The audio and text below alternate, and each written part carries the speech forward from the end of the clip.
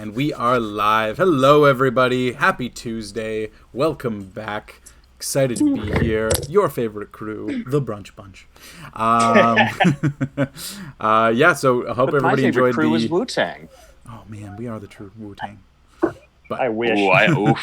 I'm not copping to that beef, man. No, that's true. That's true. Yeah, no, I'm stepping into Staten Island. I don't want to mess with the RZA. We are down a Hope today. Unfortunately, Emmer is not able to make the stream, but we will be hoping to see them. We will be hoping to see them back next week. Hoping to see them back next week. Other than that, we do have some exciting stuff to announce today. First off, we are going to be doing a giveaway on the break screen today. We're going to be doing a nice little quick 5-10 minute break. And I've got another lovely set of everybody's favorite dice. We've got two sets of dice. One of your choice of sets of dice that we're going to be giving away on the stream. Then we've got a kind of cool, it's like pink and pale blue with white numbering, really clear, really nice lettering. And then the metallic side, we've got kind of like an orangey blue metallic. And then again, white lettering, numbering on those ones. So you'll have your choice of those to pick from if you win the giveaway at the break. A couple of disclaimers that we will alert everybody of. But the more important one, Kevin holding it up right now, our lovely gelatinous cube. Kevin, take it away. Yeah. So we ran this giveaway with Bugbear Bubbles, local brand, awesome gelatinous cube themed soap with dice inside. They are amazing. I just finished my own cube recently and got my own little awesome set of dice. So thank you everyone who entered the giveaway. We had almost 1,000 comments on this post, so that was really insane. We will be also announcing the winner of this at the break screen as well. So tune around for that. They didn't do that? Tune around? I didn't do that. But Really teasing him out. Awesome. So we've got those two awesome little giveaways, one wrapping up and one happening specifically over the break. Anybody else got any other big stuff going on? I'm going to be DJing a set, like a charity stream. It's like start of August, I think. I'll try and figure out the actual details then, but all the benefits are going towards awesome charities in the states that are doing useful work. So that's awesome. Should be good. Yeah. That's really great. Yeah, man. That That's should really be decent if you want to listen to my shit music. What do you mean your shit music? You're a boss. Come on. Well, I do my best. Anyways, there, I'll get off my soapbox now. ACAP. We also have the premiere of the Insight Check show this Wednesday. We do. Kind of like a social media creator chat show where I sit down with creators, interview them a bit, and then we play a one-on-one game of D&D together for a couple hours. Should be pretty exciting. The first guest is @Freckled Hobo from TikTok. She's an amazing creator, is an actor, singer, does lots of comedy, and is really into D&D, and it actually DMs her own games, but hasn't really let a lot of people know about that yet. And she's made her own druid homebrewed class called Circle of the Freckle that she's gonna play as. That's and she's playing a variation on like a tabaxi race. That's a fox race, so should be pretty cool. That's tomorrow at 3 p.m. PST. So hope you come back for that as well. Yeah, a little earlier than usual, which is kind of nice. Yeah, I'm stoked. I love her series. On today's edition of My DMs. And now, a dramatic reading of my DMs. Yeah, so creepy men send her DMs and she just says, fuck off. That's great. Exactly. Awesome. All right, so other than that, we've got some awesome new stuff coming up. We got those giveaways. We are good to get started, so I'm going to go ahead and roll our intro. We'll see you guys back here in 1 minute.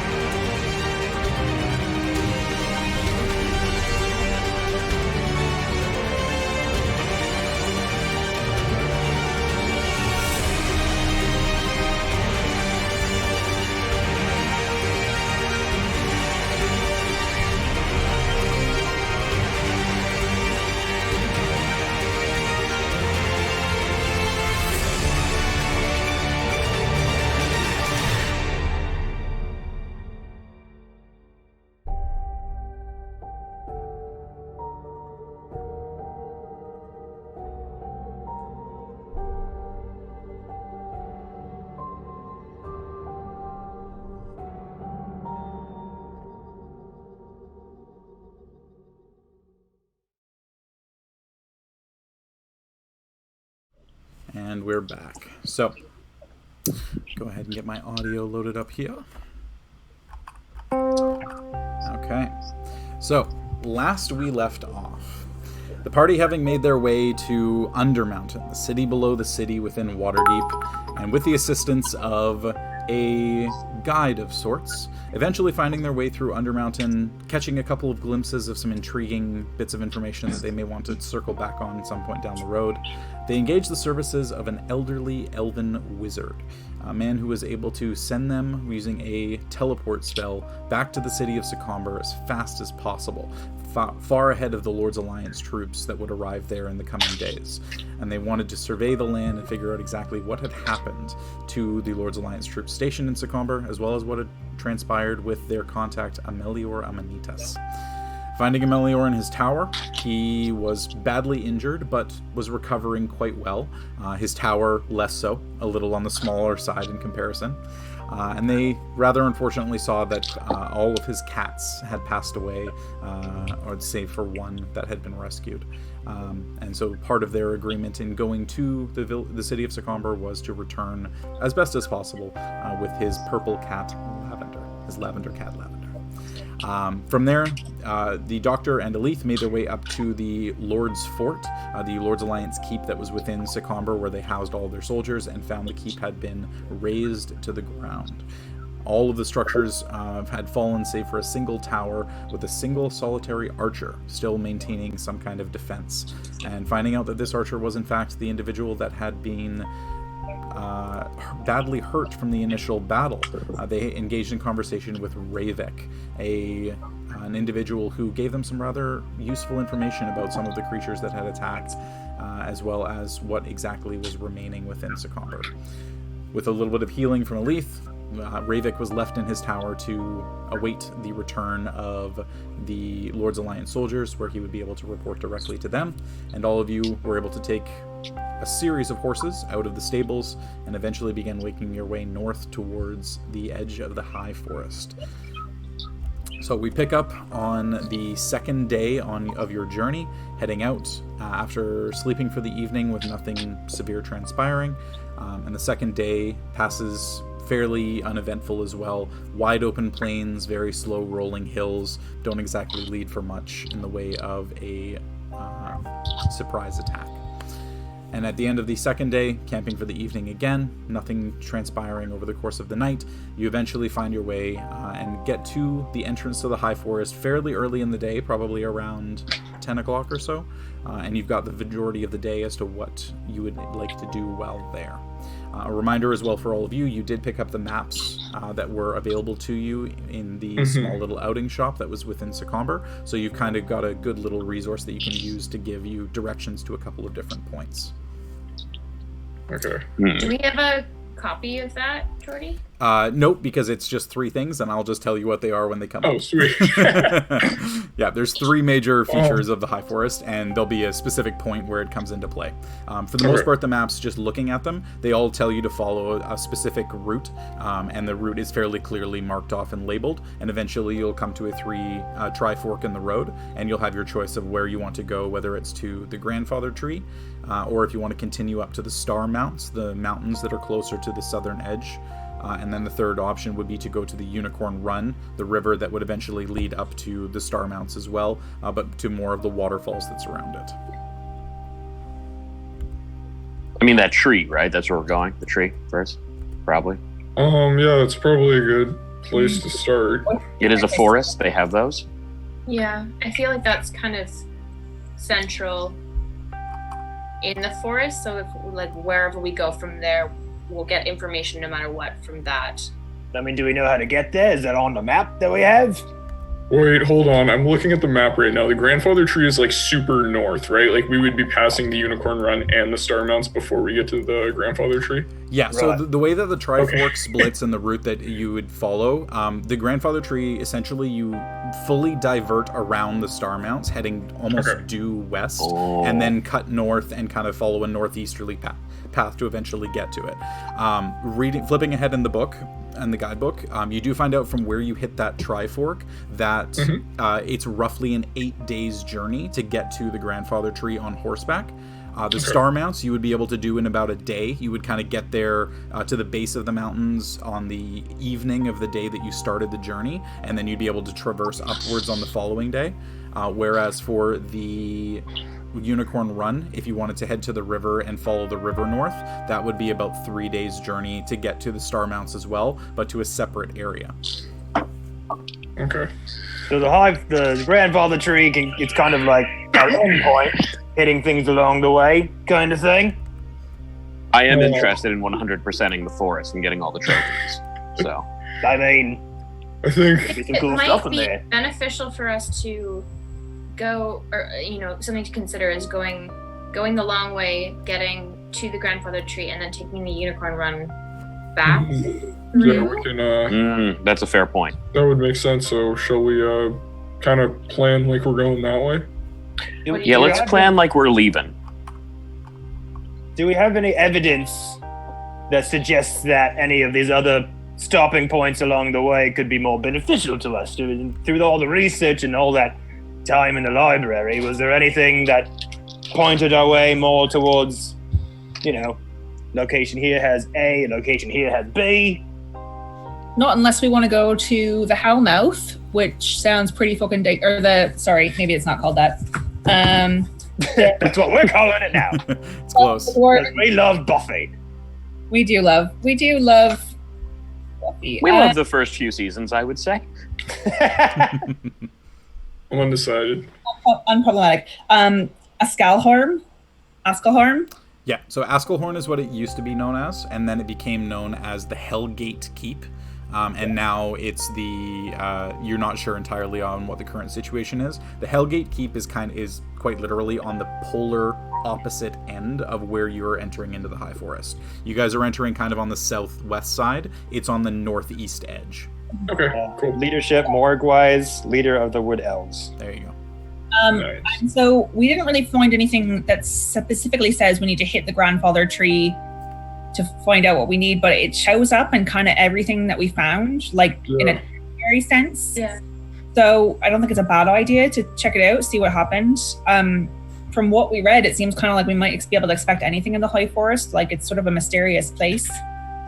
I mean, I know it seems like it'd be better if we had more of a strategy, but with kind of the info we're getting that's kind of all over the place, we might just have to cast our nets and see what we catch. Yeah, I mean, I think that's probably about all we can do right about now. Go from there. Yeah, I just wish we could kind of go into this forest that's potentially could throw us anything without this time constraint on our I think exploring in here. we Well, got, we have 3 months. I think that's lots of time to do a lot of exploring and still come back. And still have plenty of time to do the hoist that Additionally, we could Well, take the Silver? river back, could we not? We could build a raft. Les, you like building shit, that's things. true. I know, I haven't had a big project in quite some time. I'm gonna work these nimble Trojan fingers after all. How long would it take to build a raft? Jordy. With your skill, with the assistance of the party, you could Lots of wood around. It would depend on one, obviously how fancy you wanted to make the raft. If it was just a simple thing that floats, you could probably do it in a couple of hours. If it was something that was a true hull-bottomed boat, being able to survive a couple of impacts from any jagged rocks or anything, maybe a full day. Okay. It's gonna take And a does long the- time to calm does the- Lee's hog on the side. Does the Unicorn Run Whoa. eventually run That's how we know where we're going. or Point to near Waterdeep? It'll run So the kinda Unicorn into- Run goes from the Star Mounts south, past the little wooded grove that you guys had your fight in, and then eventually you can either go east, which is away from Secomber, or west towards Secomber, and it lets out into the ocean just north of Daggerford. So pretty far south of Waterdeep, but it's at least somewhere where you could get off a boat that you have of some kind and be able to traverse your way back up. How long would it take to make that Grand River voyage? The river voyage, If it we would were going depend. to kind of eyeball. Yeah, it would depend entirely on what kind of boat you were taking. Ships are definitely able to move at a pretty nice pace, not having to rely on horses doing wind sprints for an hour kind of thing. You can make pretty good travel pace. I would say for the journey from Secomber to Daggerford, you could do in about 4 days on like a well-kitted ship, maybe 6 on a smaller vessel that you guys were crewing yourself. Okay. And we know, so it's been, 3 days since we landed in Secomber? Correct. Okay, so we've got we have 90 days, right? Yeah, you have 87 days left. 87 days left. Okay, yeah. The little counter Countdown is on. This Wilfred's really it's really added a real layer of complexity to our shit. Well, like it. We're on the clock. So, yeah. So we need about 25 days to be safe to get back. Yeah, leave yourself a month to get back and do his That kind of cool. That sounds fair. That cool with everyone? We're gonna have to work for this guy. All right. Alrighty. So, shall we? Pressing onwards as you continue your 3rd day out from Secomber, the rough-cut path of a common trail remains visible on the ground, while the tree line ahead grows thicker and thicker. To the east, the sound of the Unicorn Run is louder, and you can hear the crashing of water on rocks further up the river, though your path still has you several hundred feet away from where the water line is. The scattered brush upon the ground slowly turns to taller and taller trees, as the hooves of the horses begin crunching loose rocks and fallen branches underfoot.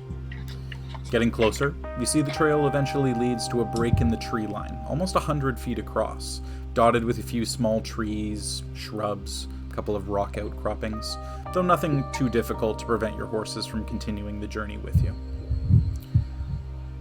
Coming upon that, you take your first few strides into the forest, and the greenery is almost overwhelming. Within minutes, it feels as though the trees themselves are pressing against the worn trail, narrowing the path to just a few dozen feet across. And looking back, you realize the path has doubled back on itself a few times, cutting off your view south out of the forest, and only the trail remains, with the way ahead beginning to blend into the forest more and more. So, I need to know a marching order for how you guys are traversing through this. Well, I think the ranger here should probably be in front, I'm thinking. I was going to say, and just because we're traveling in a forest, I just want to remind you, Jordan. Is this your favorite terrain by any chance? Okay, and even though we're traveling, engaged in other activity while traveling, such as foraging, navigating, tracking, etc., we remain alert to danger. Yep. So alert to danger essentially would just be that you would make any perception checks for a surprise at advantage. Okay. Awesome. Kaylin, this is your time to shine. This is your day. Your day has come. Finally, we're in a fucking...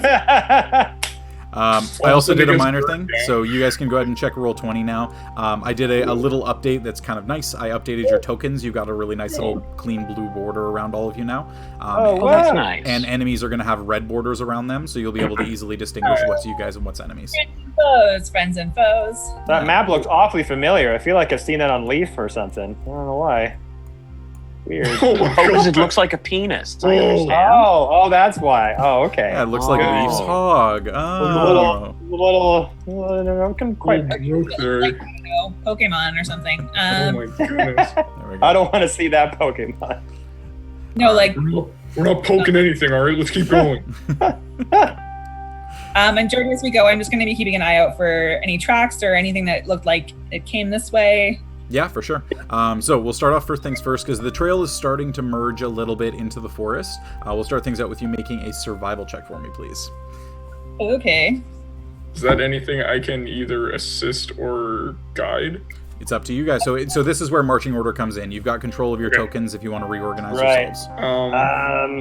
I'm very perceptive, but you are also very perceptive, Elite, so maybe you should take the front, I could take the back, make sure no one's following us, sneaking up on us.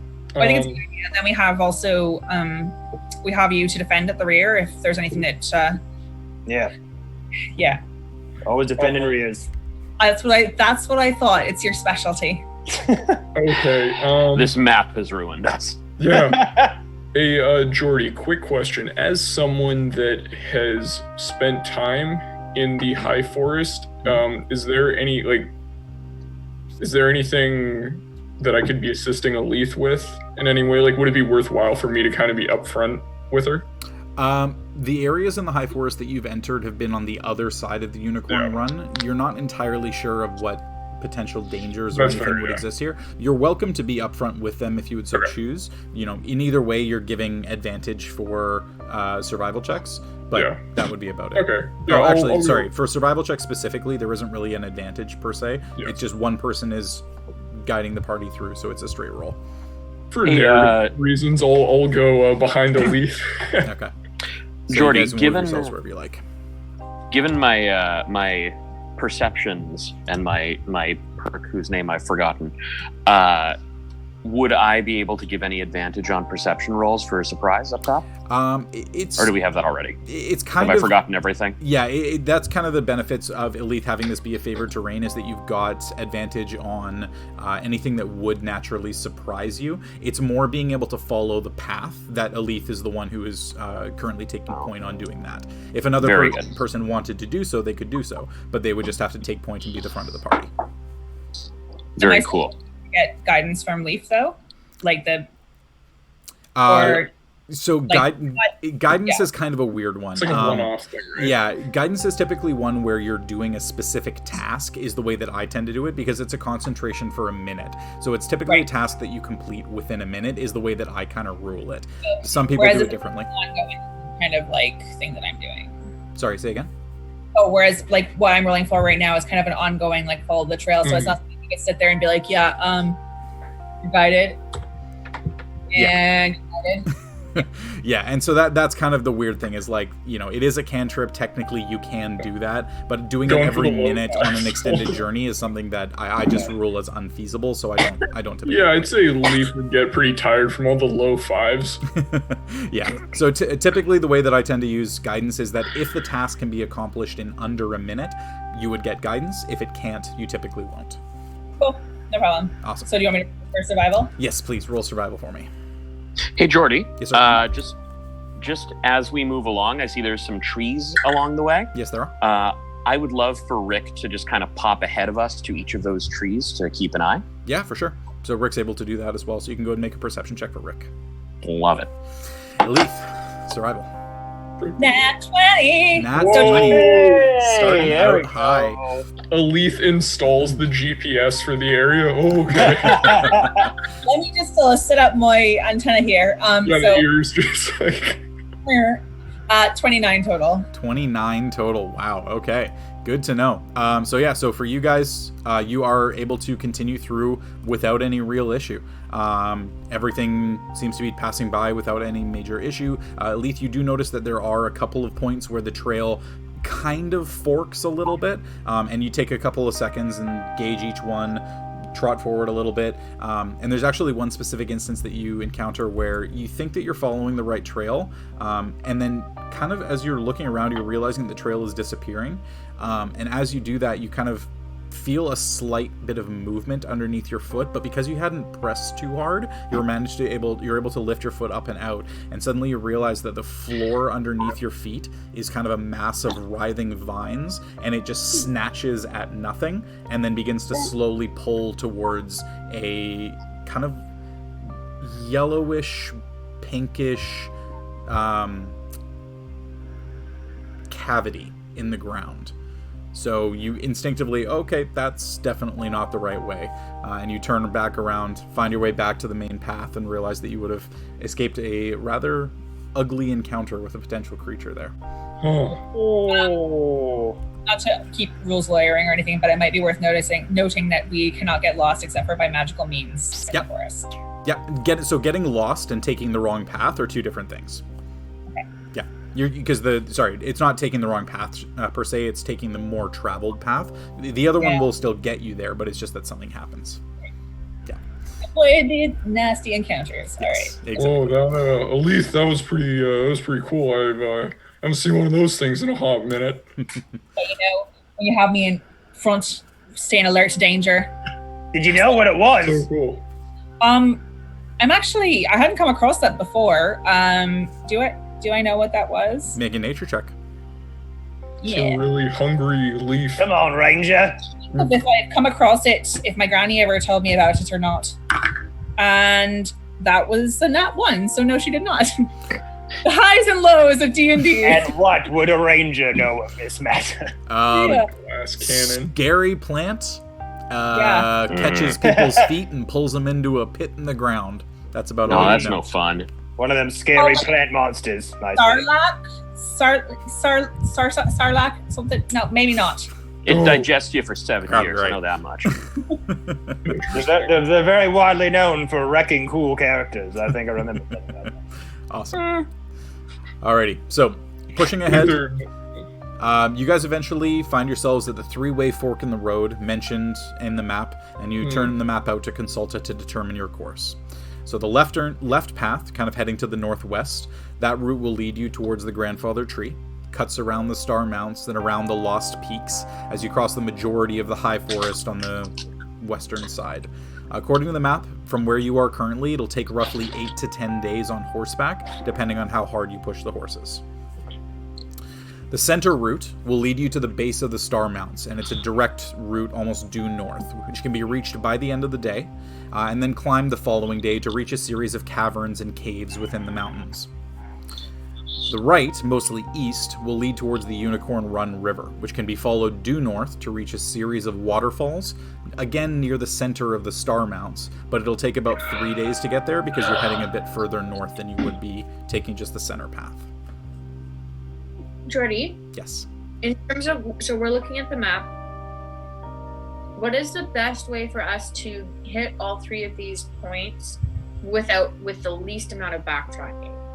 With the least amount of backtracking? And then what would be your goal after that? Getting to Waterdeep or getting back to Secomber? Back to Waterdeep, I think. I think back to Waterdeep. Yeah. Okay.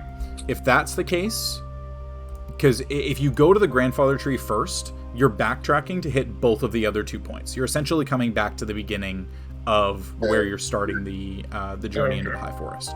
If you go north and hit the Grandfather Tree, you can exit the northern side of the High Forest, and there's a city closer to there that you can eventually get back on a road and head west. Let me just quickly pull up the map here. What city is that, Jordy? That's what I'm double checking because I have to. Would that be Yartar? I believe it actually is Yartar, yeah. It's Baltimore. Oh, it's a little further north. Yeah, so for the Grandfather Tree, essentially what I'll do, because I sent you guys the big map of Faerun, right? Yeah. So, essentially, if you were to go to the Grandfather Tree, you would be able to head a little bit northwest out of the forest and onto the road between the cities of Everland and Yartar. And if you headed directly west, you could go Yartar into Tribor, and then that takes you south directly to Waterdeep. Otherwise, you're backtracking all the way back to Secomber, and then taking the route that you've already taken to Waterdeep from there. Okay. So, what do you guys think about that? Like, I'd like to do the least amount of backtracking. Mm-hmm. That suits me. So the best way of doing that would probably be to head directly to just the base of the Star Mounts that's 1 day ahead of you. Do that, head up to the Unicorn Run, which is kind of beside it a little bit, and then go to the Grandfather Tree around the other side. Yeah, that sounds good. Okay. Yeah. Not bad. Let's crack that off. Okay, awesome. All right, so taking the 1 day to arrive. So following the Northeast Trail, the path becomes much more rocky pretty quick, with small outcroppings dotting the trail a few hours in. It takes a bit of extra care to traverse safely, but eventually, nearing the end of the day, you see the mountains are only an hour or so ahead, and the path has begun to widen as trees are becoming a little more sparse. So that will be... quickly do this. Different map? Yeah. Ooh. Oh, don't worry, I got you guys. Map change. Hey Jordy, make sure you draw a naughty picture in this one as well. Yeah. Could you make this also look like a penis so we have a reference point? Penis, no. Ballsack, yes. Oh, You know what? I'll deal with that. That's fair. That's fine. I can work with that. All right, so we'll go ahead and polygon reveal this.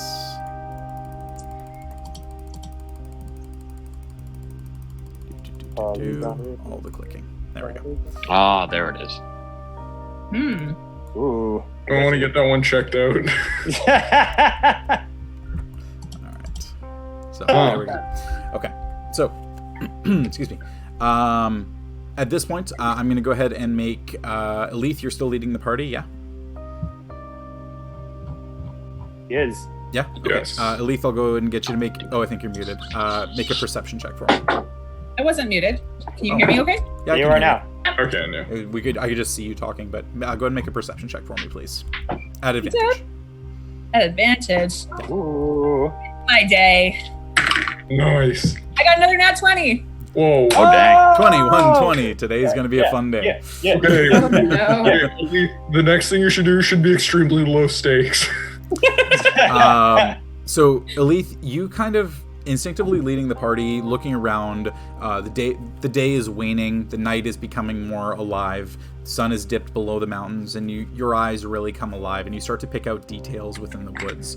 You start to see small rock outcroppings, a couple of small animals bounding between the forests, and you kind of look over to your left instinctively, on the left side of that, as if you're heading north, and you see that there are two shapes.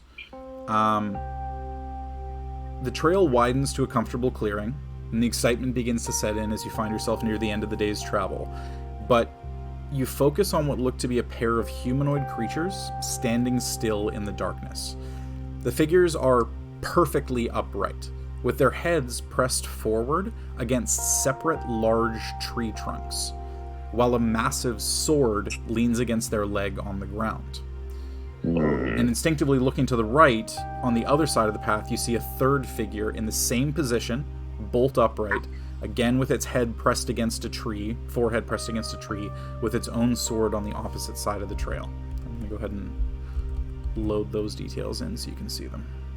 Can I take a look behind us to make sure nothing like that is There's on like the other side 30 as well? We're Yeah. all just flanked super You hard. Take a good look at time around, and Achaidh, you being the one with the highest possible vision in these kind of situations, these are the only creatures that you can see. Can I identify them at all? So I'll say with that natural 20, because your passive is also super high, so you're kind of able to see them with that as well. She has binoculars for eyeballs. Pretty close, yeah.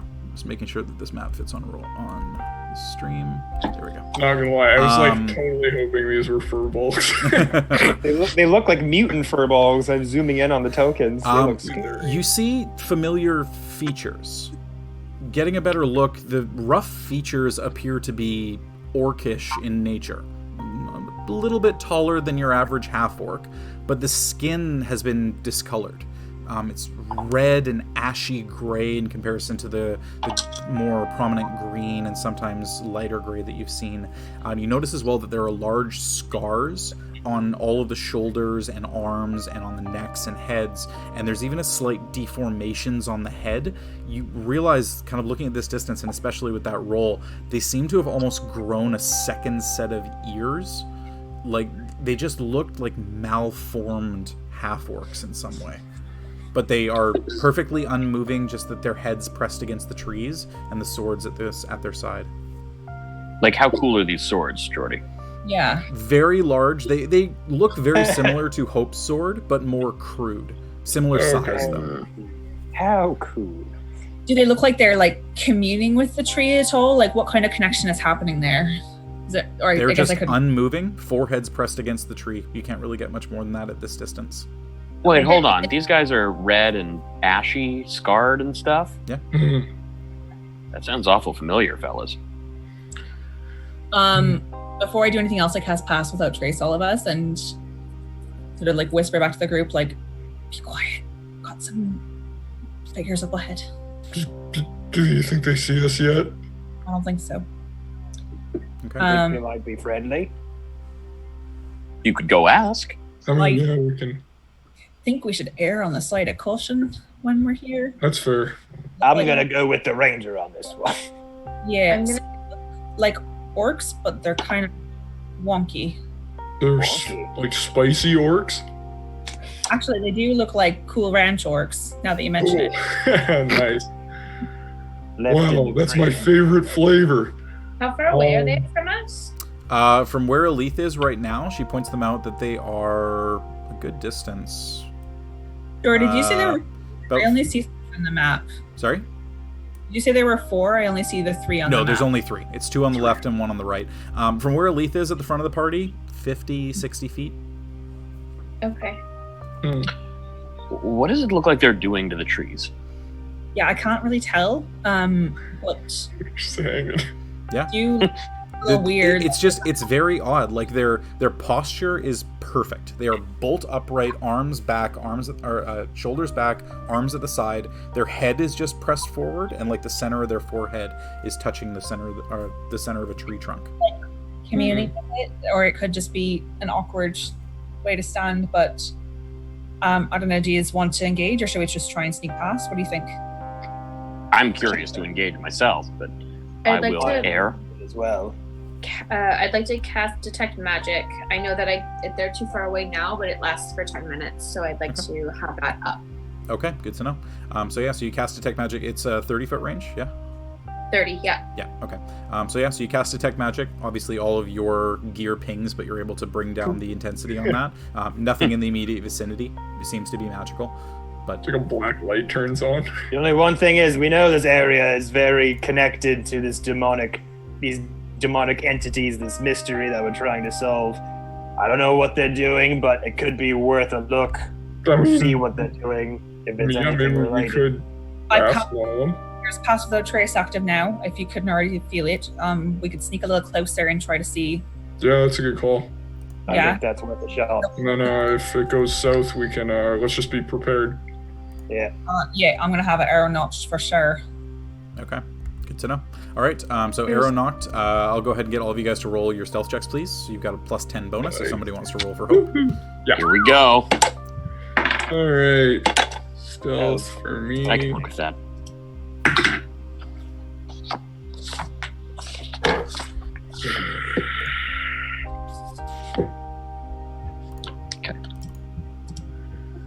Okay, just gotta get up their stats.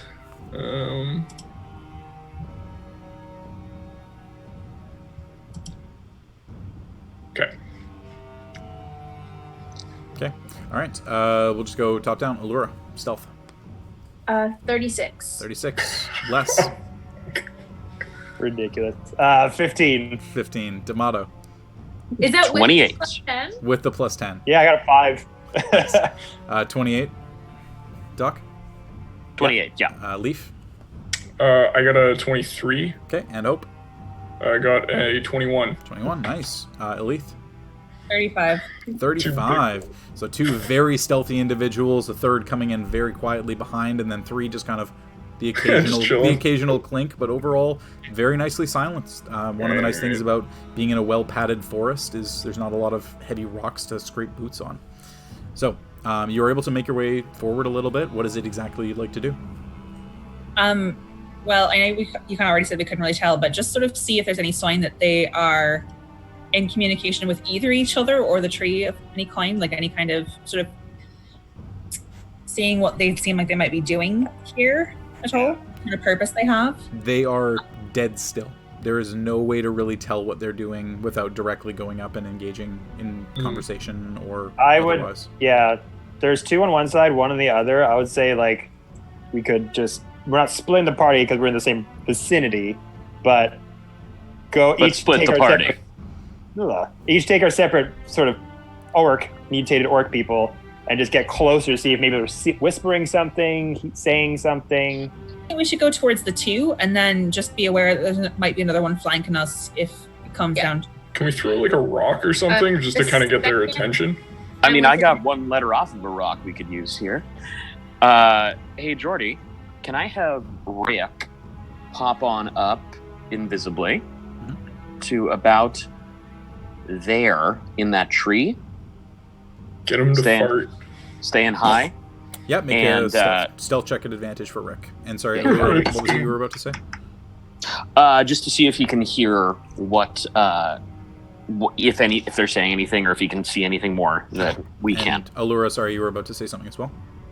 Yeah, the second I get within 30 feet, I'd like to acknowledge whether or not there's any detect magic ping. For sure. Is Rick covered by Pass Without Trace? He is, yes. Oh, okay. That changes things even more drastically. That's a 32. 32? Ooh. Okay. Rick, very silently on the wind, kind of blowing with the trees as best he can, managed to find a perch on a branch fairly high up, but still within a decent range. The creatures, he's substantially closer now, are not moving. They are perfectly still, bolt upright, heads pressed up against. He doesn't hear any sound coming from them, except for natural breathing. They're alive, though. They are alive. So Allura, as you guys press a little bit closer, you get within that 30-foot range. You can go ahead and move yourselves wherever you're going. Okay. You've got your Detect Magic up. Listening. Nothing pings. You know what? I'm going to go the other way. Okay. Just in case. Alrighty. There's enough foliage for you guys to kind of hide We're all around just behind. splitting. It's a big area. We're not going to just rooms here. The party. This is it's a big room. Come on. This is also spreading ourselves out so that directional attacks don't have. Just hope no one has fireball. 5 of us they can hit. All right. So you guys closing in on the left, getting a little bit closer than the rest. Nothing looks out of the ordinary except for the fact that they just look really weird, and the position that they're in does not look comfortable. They're essentially at soldiers' attention, but with their foreheads pressed up against the tree, and you do not know why. Wait, so they're faced up against the tree like a class dunce? Or are they doing wall push-ups with their fored? Nice. They're not getting moving. good neck muscles. We found a bunch of CrossFitters. And Rick had made a noise and they didn't move. Rick didn't make no noise. Rick was more silent than you were. Oh, Sorry, I thought someone said he made a fart or something. That was me running in bed. Sorry. Would anyone be opposed to me throwing an arrow into the tree to see if you do you, my friend. they notice anything? Contact first and just say hello. See what's. They don't hurt anything. They might. Boy, just trying that. Yeah, maybe they'll be nice. It's possible. I mean, we could. I could reach out if you want. Go for it, Leslie. Okay. All right, I'm gonna go for check. it. Let's see. Not all things are evil at first glance. I'm just gonna put that out there. We should, maybe they're nice tree people. If we want to do it without revealing ourselves, I can see them from here. I could just speak to them, and I hold my bow. Oh yeah. Without revealing our position. I don't know. I don't know if we're gonna reveal our position. I mean, all of them that were here. If I could just go over there and be like, "Hello, are you evil?" I think. And then they'll be like, "Oh, there's one person here." Actually, I'm out of this conversation anyways, so I'm probably not. Okay.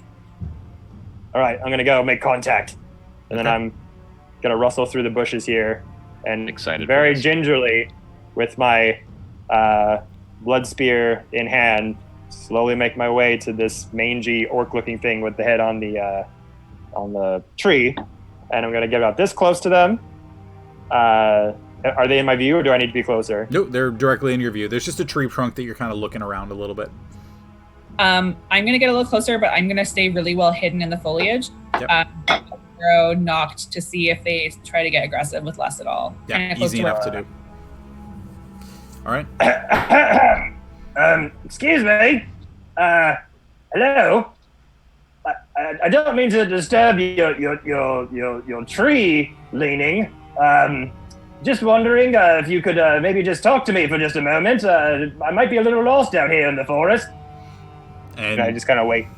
So you pipe up your voice, and immediately the connection with the forehead breaks, and the head goes bolt upright, not only on that one, but on the one beside him as well. And then you just hear a... As the head turns and the body kind of hunches slightly and looks at you, and the hand immediately reaches for the sword. I need all of you to roll initiative. They're not nice! They're not nice! They're not nice! Well, maybe we're getting into a nice conversation. Yeah. Hey. Jordy, was that infernal? It was not infernal. Ooh, interesting. Okay. The primordial? So let me just double check. So Achaidh, Rick, Les, Allura, what languages do you all speak? Rick's got infernal. Infernal? Okay. Yeah. Let me see. Any chance Yeah, Hope I- heard anything? Allura, what do you have? Common, Elvish, and Draconic. Okay. Les? I'm trying to find it on my D&D Beyond book here. Where would it be? Just go to someone else right now. Okay. Achaidh? Common, Elvish, Undercommon. Okay. Les, I I think. believe I'm just primordial. Yeah, I think you're common and primordial, and I think draconic as well, because you got that from... Right, yeah. Jordy, yeah. did that sound like halfling? Yes, it sounded like no. No, the language does not reverberate with any of you, but you see the one behind kind of give a nod of understanding, as if they were definitely speaking a language. So initiatives for this. Let me go ahead and get my notes pulled up here. Let's go. Alright. Cool. Note. Oh man, I gotta split the views here. I got like 3 character sheets going. All of the difficult Second stuff. episode of Combat! Oh yeah, so good. Alright. You talking about the one where we got jobbed by a riding? Nah, that was more of a spanking. Perfect. Alright, so with that, initiatives 25 to 20. 22. 22. 27. Nice. 21. Holy crap. Okay. Yep. Those are some rolls. Okay, so Elise, sorry, you said 27? Okay. Doctor was 25. 22. 22, and then Allura was 21. Sorry. Yep. Also, Hope was 21. Holy shit. Okay. Sorry, they got a 19. And I That's think how you it's start a fucking combat. Yeah, they rolled a 19. I think they have a +2 to their... Their decks? That sounds about right. Yeah. Yeah, I'm just looking at the thing, Yeah. Alright, 20 to 15. 15 for me. 15 for Les, okay. Alright. 17. Les is a 15, and Leaf. I got 13. Damn, still good. Holy hell. Yeah. Okay, good to know. 11. So, starting things up, Leaf, you see the hostile stance being taken and the hands reaching for the sword as they begin to move it up and start to move forward. What would you like to do? The one that's closest to me and Les, right here.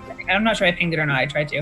I'm going to take my 3 shots with Whisper. Okay. If I do it correctly and I roll my stealth check, they won't be able to tell where it came from. And because I am hidden, it's going to be psychic damage rather than regular damage. So this is where the power of Whisper comes in. So you've got Sharpshooter, right? Yeah. Yeah, so you do not... so they don't have half cover, even though they're behind the tree. So first things first, for Whisper, can you read off that ability?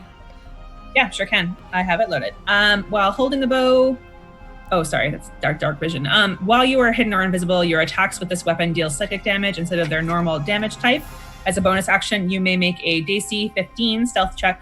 If you succeed, attacks you make this round do not end your invisibility or reveal your position if they otherwise would. Okay, and so the only thing with that is that I think your third attack uses your... Oh, no, it doesn't. That's only if you're hitting with the short swords. Mm-hmm. Right? Because What you mean? Your Gloomstalker attack. My extra attack?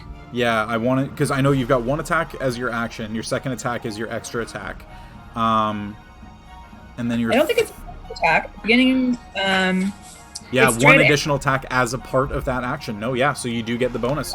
Shit. All right, well, this bow was really good for you. This is bad. Sure. So, go ahead and make your first attack. Would you? And I get to hide as a bonus action, just like rogues do. There You're you gonna go. hate me. Oh no, this great. is perfect. So yeah, first attack. Do you want to use Sharpshooter? Yeah. Okay. I'll use it for the first shot, the first couple shots, maybe. Okay, awesome. Go ahead and roll your attack with the -5 penalty. It's super effective. -5, 10. 17. 17 does hit. Yeah. Okay, so it's going to be... Oh, man. This is going to be sick, you guys. Show us what you can do. 21 psychic damage. 21 sight. Does that include the sharpshooter? Okay. Yeah, because it's Scorpo, so it's only D6s instead of D8s now. Right, yeah. So, okay, so 21 points of damage. Nice. Second attack. Yeah. Also sharpshooter. 15, 28, 23. 23 hits.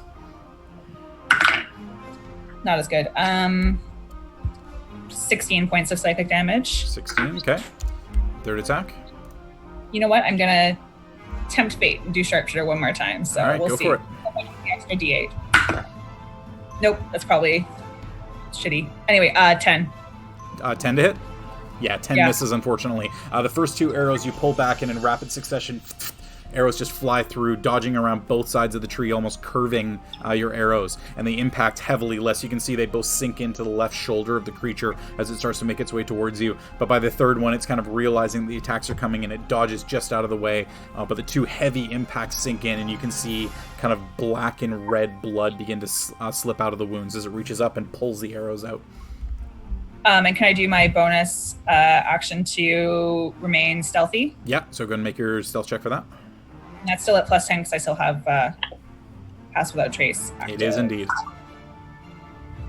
This is how you combo abilities with awesome weapons, folks. 28, so it's 28. fine. It was D15. So this is the interesting thing. So what's your bonus to stealth? Oh, no, wait. Sorry, it wasn't 28. It was actually 37. Can't fail it. Yeah, well, what's your base bonus to stealth? Yeah, 9. 9. So yeah, so while Pass Without Trace is active, you auto succeed that. Oh, yeah. Ooh. Yeah, so because your minimum roll that you can make is a 20. So you automatically succeed as long as you have Pass Without Trace active. So the 3 arrows come out, and you can see that this creature kind of looks around the corner less, trying to find the source of that, but it is unable to do so. Achaidh has not revealed her position. How is it looking after the 30-something? Still looking pretty good overall. It's, lifted its sword up, and it's kind of hulking it into the second hand. There is a fair amount of blood dripping out, but it doesn't appear to be substantially wounded. Okay, I'm gonna just... Can I speak with Whisper, or is that a bonus action that I don't have? I think it's a... Can you read the card again? I think it's an action, actually. It just says you can also communicate telepathically with any creature you can see within 30 feet. It doesn't say so it would be the same thing as it would be to communicate normally. So, a brief word you can kind of toss out here and there, but a full sentence or anything, it would be part of an action. Okay. All right, so your attack's done. You're staying where you are? Beautiful. So this with these bushes and stuff, yeah, I'm going to just sort of maybe pull back just a little titch. Okay. To kind of flank behind less. Sounds good. All right, so Achaidh pulling back there. Next up in the initiative order, we come to the Doctor. So, Doc, you were a fair ways away, but you heard the of the 3 arrows coming out from Achaidh's bow, knowing something's going on. Would Rick have reported back to me? Rick hasn't had a turn yet. He acts on your turn, so he would report back to you now. Love it.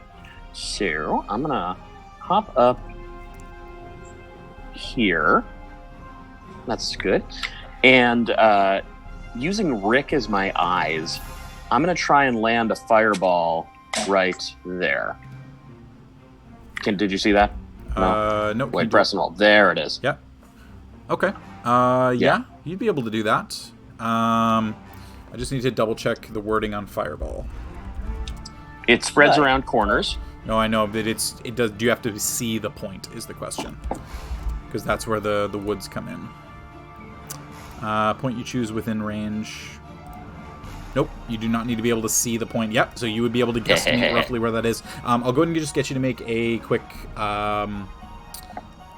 make just an intelligence check for me. And then we burn down the high forest. I mean, come on. That's kind of in keeping. That is a... Intelligence? Intelligence, yeah. 20. 20? Okay.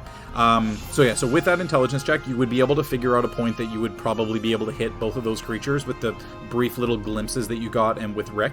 You do know that a fireball in a forest is a tinderbox. So it's up to you if you wanted to do that, but there was a very good chance that this spell would ignite flammable objects, which these trees would be considered. Oh, that could be fun, but...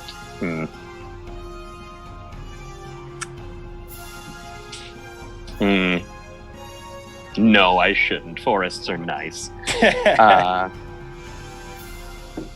If that's the case, Jordy, with that same roll, I would like to drop Hadar there. Okay, so that's fine. So Hunger of Hadar will appear. I'll go ahead and mark off that.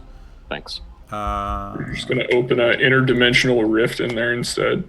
Yeah, pretty much. It was either that or set the forest on fire, which sounds fun. But gonna reveal I think Leaf might be mad at me if I did that. Yeah, I don't know. Doctor, only you can prevent these sorts of forest fires. Oh my god.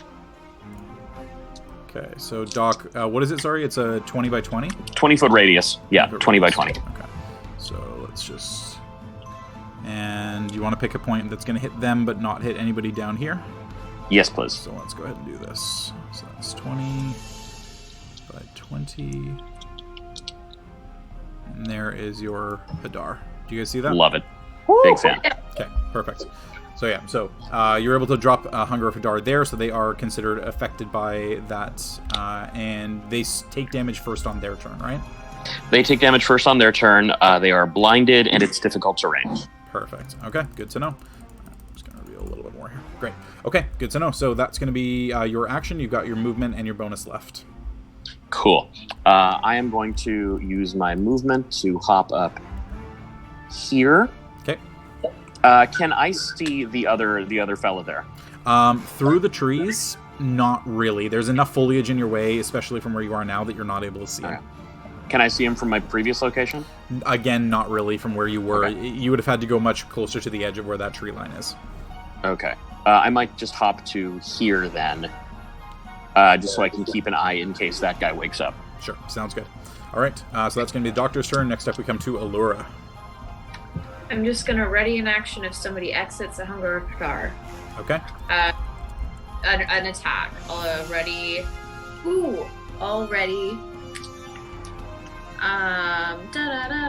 Already Vicious Mockery for the first enemy I see.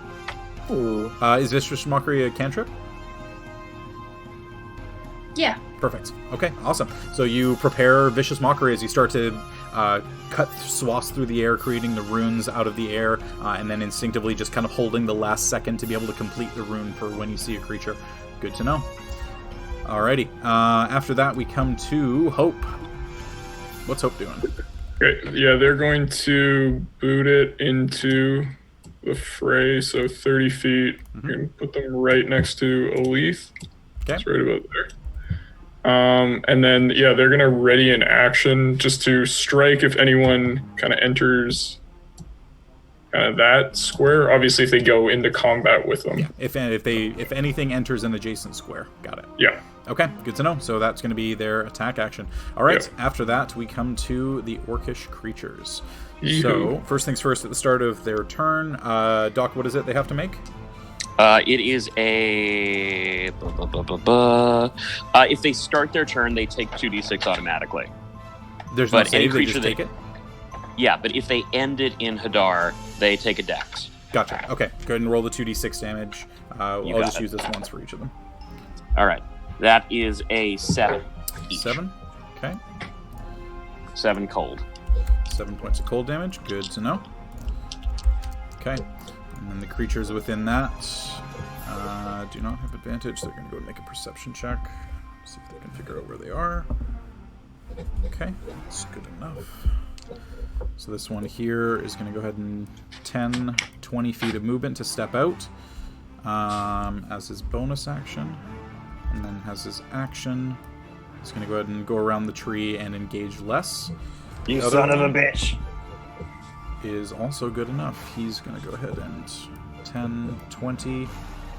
Allura, you would see this creature at this point, but you have not broken stealth. Oh no, you have, because you casted a spell. So you would be able to cast Vicious Mockery at this point. So what is Vicious Mockery? You unleash a string of insults laced with subtle enchantments at a creature you see within range. If that target can hear you, although it need not understand you, it must succeed a wisdom saving throw or take 1d4 of psychic damage and have disadvantage on the next attack roll it makes before the end of its next turn. Perfect. So wisdom saving throw? Yeah. Alright, so it's got advantage on that. That is going to be, I think, a success. That is a -1, but it's a 17. Shit. Cool. Alright, so with that, it's going to go ahead and use its bonus action to close the distance to you, unless this one is going to make its way onto you. So that's going to be 2 greatsword attacks coming in on less. First attack is going to be... Oops, it's not at advantage. Sorry. That is a 25 to hit. Oh, fuck. Yeah. Big swing. That's going to be 12 points of slashing damage as the greatsword just lifts up over the edge and slams down and cuts through the armor a little bit, and you start to bleed. The next one, as the blade is sunk into you, it kind of begins to rip the blade out, but actually pulls you towards the creature, and it opens its maw and goes in for a bite attack. Nice. Bite attack is a 21 to hit. Yeah. And that's going to be low damage. 6 points of piercing damage from the bite. Jesus. Alright, so that's going to be its 2 attacks. It's now engaged as it rips the greatsword out and a little spurt of blood comes out of your shoulder. The creature, at this point now, you can see with the maw open, your blood dripping down its mouth. Its teeth are enlarged in comparison to, again, what a normal orc's would be. You're also looking at it dead on, and you see that the eyes kind of have like a shimmering silver distortion to the edge of them, as if they're almost like hazy in some way. It just looks very different from what you would have expected. Allura, this is going to be 2 attacks against you. First one from the greatsword. That is a natural 20. Oh, yeah. So, Oh, That was happening. really? 5, 14. Okay, so you take 18 points from the first greatsword attack. I rolled low damage. And then, again, same thing as the greatsword cleaves into the side of you. It kind of grabs the other side of the blade and just instinctively pulls you in and attempts a bite attack. Bite attack is a 14 to hit. So, wait.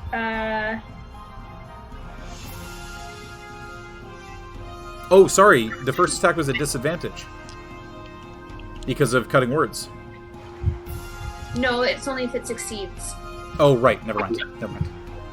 No. Okay, I would like to uncanny dodge the first attack. Oh, uncanny dodge? Or Sure. you do the second one. So that'll be... What was it? 18 you said? So 9 points of damage? Yeah, so it was 18, so it's halved down to 9, yeah. Oh, fuck. Okay. I forgot to know you. Okay. And then the second attack is a 14 to hit. Does a 14 hit? That does not hit. That does not hit. Okay. So the bite attack, you're instinctively able to grab the sword and kind of pull yourself away as the teeth sink in and just chomp right in front of your face, but no damage dealt from that attack as the greatsword gets withdrawn, and the creature now stands at the ready, and then you just hear a kind of go off to its right to the other side of the forest. All right. So that's going to be their turns. Next up from there, we come to Les. Creature engaged with you. What do you want to do? Mother! Jesus! They were not nice at all! And then I'm going to... Who's Jesus? my old buddy on the boat. I'm going to spin around this crazy orc creature, keeping him within 5 feet. Yep. Position myself around here. Let's just see if I can do this. 125. Yeah, I can hit both of them and miss Allura. Well, this thing is like, it's one or the other. I could get right in between her and just miss her. Right? Like, it's just the... But I can still hit it. It doesn't have to go past them. What like, are I you can go casting? them. I'm gonna throw my lightning javelin at Oh, you're them. throwing your lightning javelin. Okay, so it's a 5-foot line originating from you. Let me just see. 120 feet range. Yeah, well, but you're throwing it at a target.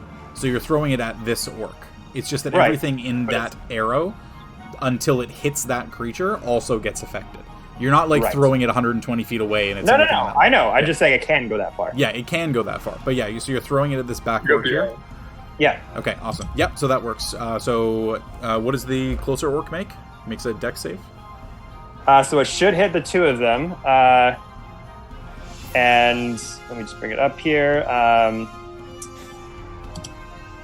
going to speak the command word, and they have to make a dexterity saving throw or take lightning damage. On a failed save, have as much as a successful one.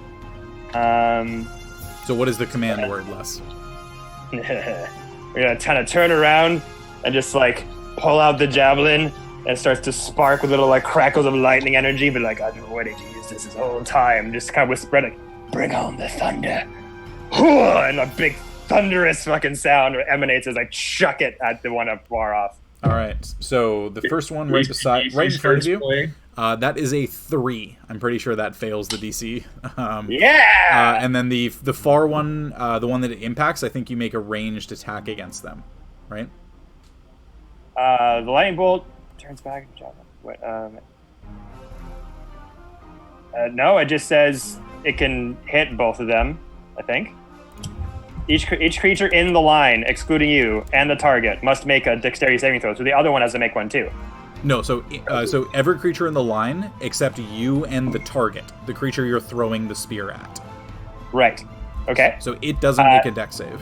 So Right. So then does it get as much damage then? No. That So the one closer to you just has to make a dex save to avoid the lightning. The one that you're throwing it at, you make a ranged weapon attack against it. So you're throwing the spear at something, right? So you have to throw the spear and see if you hit the thing that you're throwing the spear at. Okay. So that's D20 roll plus your strength plus proficiency. Yeah, plus 8. Oh, fuck, that's like a 21 to hit? Yeah, 21 hits. So go ahead and roll. So roll the damage for the lightning. Yeah, 4d6. Yep. Boom. And, boom.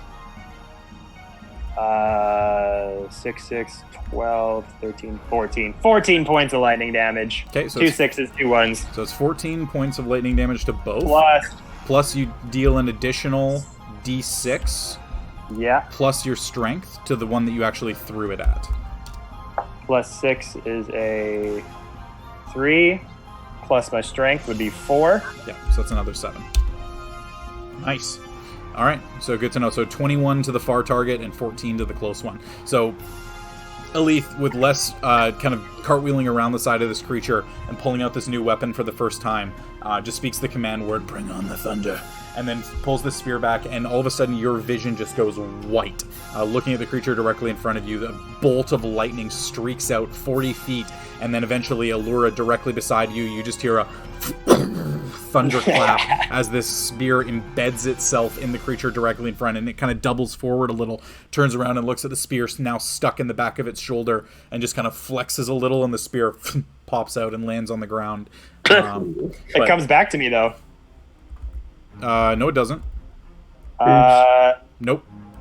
Are you mistaking yourself for Thor? The lightning bolt turns back to a javelin. Oh, it just turns back to a javelin. Yeah. So you do have to remember to go pick it up. That's I will. The big thing. Yeah.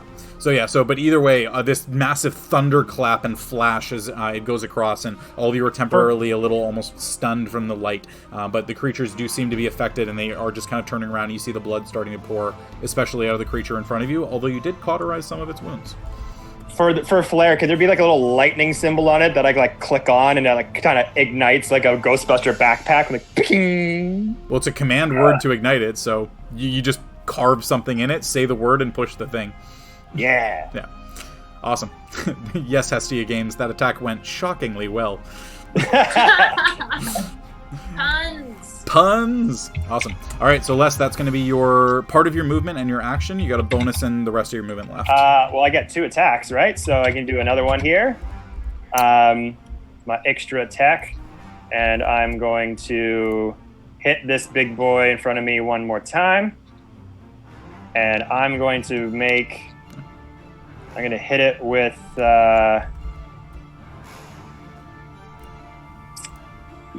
let's do a fainting attack on this one. Fainting attack? Spending a superiority die to have advantage on the hit. So rolling with advantage. First one's a 7. Oh, fuck. Second one's a 4. Come on, man. Plus 8. 7 plus 8. Oh, fuck. It's 13. 13? No. 16. 7 plus 8. No, 15. Sorry, 15. 15 does hit. Oh, thank the Lord. Yeah, the creatures don't seem to be having much in the way of armor. They appear to be kind of like scrap hide at best. All right, so this is going to be a D6 and a D8 plus 6. That's a 5 and a 3. Okay, so 14 points total. Nicely done. So Les really giving it to the creature directly in front of you, and then the spear impacting against the far one Allura. You see it dropping to the ground. As the creature in front is looking pretty hurt at this point. There are substantial wounds across its body, blood starting to pour out. Alrighty. Yeah, I'm done. Okay, Les is done. After Les, we come to Leaf. Cool. So yeah, I want to jog into the fray. With that being said, can I see if that other orc on the other side hasn't moved at all? With the angle you've got, you can see that currently it looks like its head is off of the tree, but it hasn't actually started to move substantially yet. Okay, I'm just going to keep that in mind and pull up behind this bush and cast, going to cast Spiritual Weapon at 4th level. Spiritual Weapon at 4th level, damn, yeah. Yes, sir. Ooh. So, a little moss ball pops out, and, okay, actually, I can't remember. I don't know if we have a token for that, but I'm going to swing it as a bonus action at the orc that is engaged with Allura. Oh, that's one thing I don't have a token for. I didn't even think about. Let me see if I can find one. Hang on. Yeah, all good. But I guess in the meantime, I'll do a bludgeoning attack. Sorry, not a bludgeoning attack, a melee spell attack. Sure, go for it. Sweet. Cool, so that is 22 to hit. 22 does hit. Go ahead and roll damage on that one. Cool. Here, I'm gonna... Oh, there he is. That's not gonna work because it just blends into the background. Here, I'll... Do you want to use Rick for it? He's not doing much right now. No, not yet. I can quickly... I just realized I completely whiffed casting this at 4th level. I should have just casted it at 3rd. Oh well. That's all good. Here, it's not perfect, but here, I'll give you control over this. This represents Leaf. So you've got that little thing right beside you. And I'll give it a little... Yeah. Cool. So it dings that thing for 16 points of damage. 16 points of damage. All right, awesome. We'll just... and that's going to be my turn. We'll give it all the colors. There you go. So that's a that you got. Nice. All the colors and... Looking good. All the colors of a rainbow. Oh, no, that's not going to work. Yeah, we'll give it... Sorry, Leaf, I didn't mean it. Those 3 colors there. Okay, awesome. So dinging that one for how much, sorry? 16 points. 16, nice. So heavy thump impact and Allura again. You see the creature kind of stumble forward and turn around and look at a giant floating moss ball behind it, and a little bit of water just kind of sloughs off the back of its hide. I will say, I know this is just sort of flavor, but I will kind of be looking more to the doctor's side, just knowing that there's an orc that's going to be coming off shortly. Yeah, for sure. Sweet. We might want to keep one of these alive! Just shouting that out to everybody. Yeah, definitely. All right. So with that, With the Leaf's turn ending, you're good to go there. We come to the bottom of the round, where on the other side you do see that the creature that's there begin to snap upright and do exactly the same kind of movements as the two that were directly beside you, seemingly responding to that call. And it instinctively, you kind of hear a similar guttural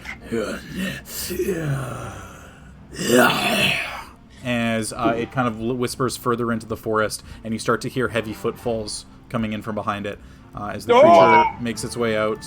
And as a bonus action is going to dash. So Let's go. That's going to close to the doctor for sure. And Well, then you know. Oh no. 3 more make their way out of the forest. Fuck. Yeah, buddy. Yeah, buddy. Let's go. Let's go. So that's 30, 40. Really glad we didn't sneak by these. We can, let's make sure we keep one. Oh, well, this is going to be good for me. 50. Oh no! Oh no, Doctor! That's 35, 40, 45, 50, 55, 60. I can just barely not get to you. Need 5 more feet of movement. Time to ape up. I think they've only got 30 feet, right? Yeah, 30 feet. So he doubled his movement, but is not unable to close the distance, so he's going to take a defensive stance, holding up his greatsword kind of in 2 hands, prepared to block any attacks. But Doctor, this is going to be a flurry of attacks that are coming in on you from these 3 creatures. Their initiative orders were real low, 10, 7, 5, 4. But, so first attack is going to be greatsword. That is a 17 to hit. That does do the job, yes. Okay, second attack. This is the bite. That's another 17 to hit. Yeah, that's good. Okay, so first one damage is 9 plus 9, so 18 for the first attacks. Okay. Second one will be bite and a greatsword. The greatsword, yeah, it's a 25 and the bite's a 24. That'll do. Yep. And attacks there. 8 and 8. That's 16 on the second swing sets. Okay. And third. These ones are lower. A 14. Good. Nope. And a 16. Yes. Okay, so the bite attack does hit. And that is another 9. Okay, cool. All right, so all of them come streaking out of the forest, and you can see them picking up speed, feet boom, boom, boom, boom, boom, impacting heavier and heavier, and the swords drawing against the ground, and then all 3 of them, almost in simultaneous swings, cleave upward through your body, and then 2 of them reach in for the bite attacks, and the Doctor just gets peppered with blows from these 3 creatures, as one remains off to the side, kind of adopting that defensive stance, looking at the Doctor and looking at Leaf. So that's going to be all of their turns. Back to the top of the round, we come to Achaidh, still hidden. Fuck. Fuck these things up. All right. If I move during my round, can they see me, or can I sort of like keep stealthed? So you stay stealthed until you make an attack, at which point you break your stealth, but then you continue to maintain it as a result of the bonus action.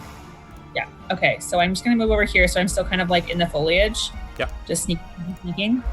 And then I'm gonna start peppering the ones that are by the Doctor. Fuck. Okay. I'm gonna do first attack. I'm gonna try sharpshooter. Let's see what happens. Okay.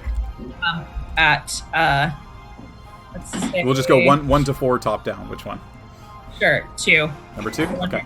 Good to know. All right, go ahead and make your attack. Yeah. 16? 16 hits. Okay. That's going to be 17 points of psychic damage. 17 points of psychic. Nice. Second attack. And yeah, that's gonna hit. 23. 23. Yeah, 23 also hits. Damage on that. 21 points of psychic damage. Ooh, damn, 2 heavy Yeah, no. hits there. All right, and do you want to use your bonus action to stay stealthed? Mm-hmm. Beautiful. All right, so Achaidh just kind of dropping low to the ground again, fires the 2 shots, then immediately just presses against the back of the trunk of the tree and melds into the shadows, remaining hidden from any of the creatures. Whew, that was a good chunk of damage there. All right, so with that, we come to the Doctor. 3 directly in front of you. What do you want to do? Let's ape out. Ape out, all right. So dropping your Hunger for Dar, and we've got... Ape time. Where powers. I've even got a token for this. It's Oberyn time! Where is it? Core content. Dicecream, DCS, roll 20. Monster manual. We're gonna need more help on this, guys. 8 powers, activate! Weep, weep, weep, weep, weep. That is what I say and do. Where is it? Ghost, giant, ape. There it is. Oops, sorry. Ape. 1 sec. Come on, let me add this. My library upload. Got Lamonk. Giant ape.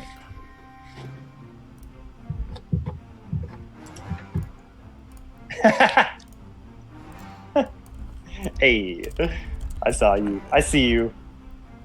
Save. What do you say? Yeah, you'll see. And there we go, giant ape. So the doctor gets removed from the board, and the ape is in its place. So, as the giant ape, you've got your action to turn into the creature, hulking out in the massive form, shuddering the ground, and all the creatures in front of you are just kind of instinctively teeth barred, seemingly unfazed by the size of the new creature. That's fine. I don't think I have any bonus actions as a giant ape. I don't believe you do, no. No. What do I got as a player? Probably nothing, huh? No. It's your action to transform, and so you essentially give up your bonus action the turn you become an ape, but you can move if you would like to. No. No? No, I don't want to provoke any opportunity attacks. All right, sounds good. I've got a nice sponge of hit points now. I don't want to waste them. Fair enough. All right, so after the doc, Allura, we come to you. Sorry, we're not using those hands. Yes, this one. Okay, I am going to check where I am on the map first. I'm just gonna take my rapier out and attack the one that's in combat with me, and I believe that I get advantage. No, you get sneak attack because you're the only one engaged, but you still are attacking normally. Would the moss ball be considered an ally? No, because the moss ball is not a creature. Nope. It's just controlled by an ally. Okay, cool. Yeah. All right. All right, so first attack. It's been like 4 months. I don't remember. 17? 17 does hit. Go ahead and roll damage with sneak attack. Yeah, sneak it up. It's roguing time. 4. Love it. 5d6s. 1d8. Okay. Okay.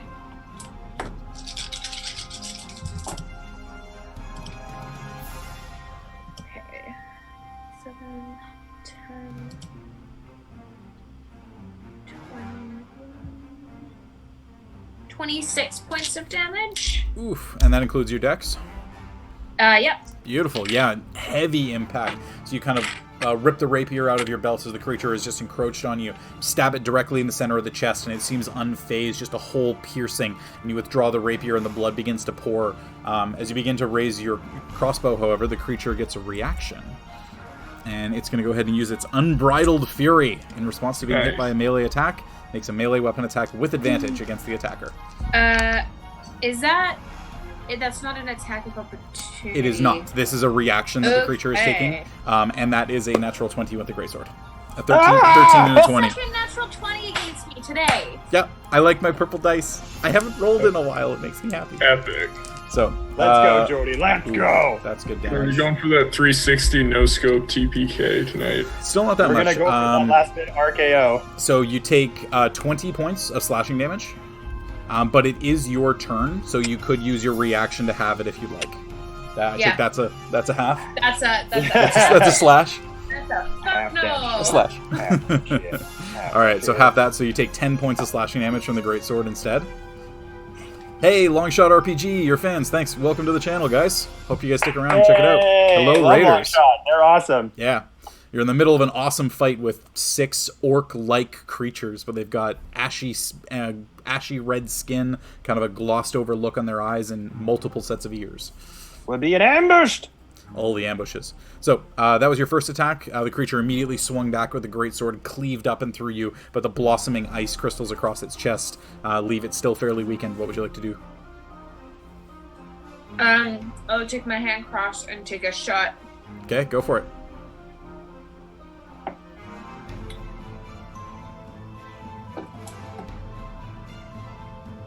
Um,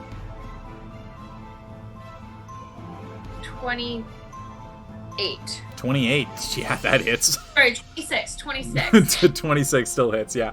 Go ahead and roll damage for the crossbow.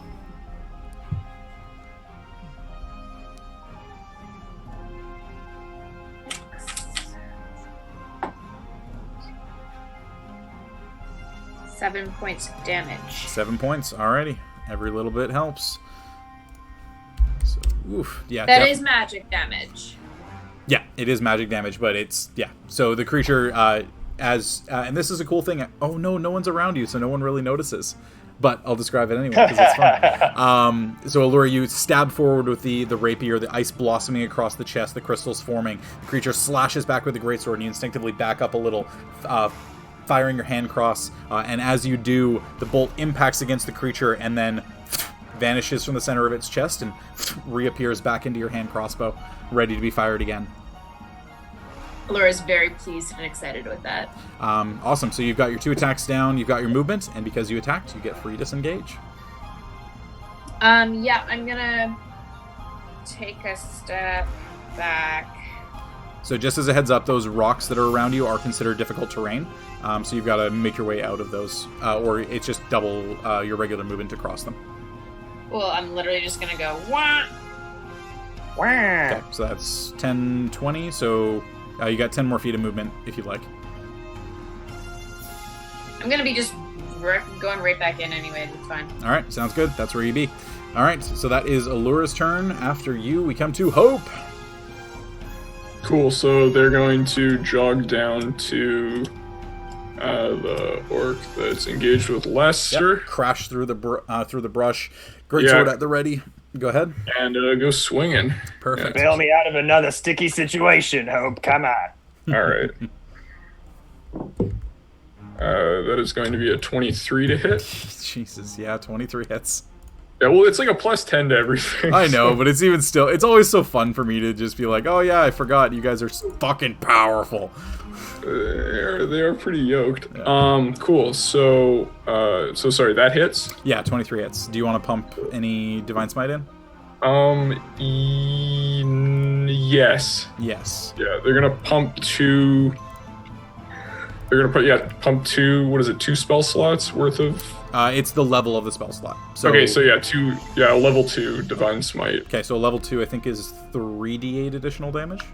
Yeah, sorry, I'm just gonna pull up the goods here. Yeah, so it's 2d6 for the weapon, Divine Smite.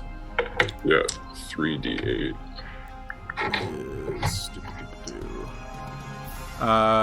First level spell slot is 2d8. For each level higher is an additional d8. So it's 2d6 plus 3d8 plus their strength. Sweet. Plus 2 for the weapon. Cool, so that is a... Fucking paladins.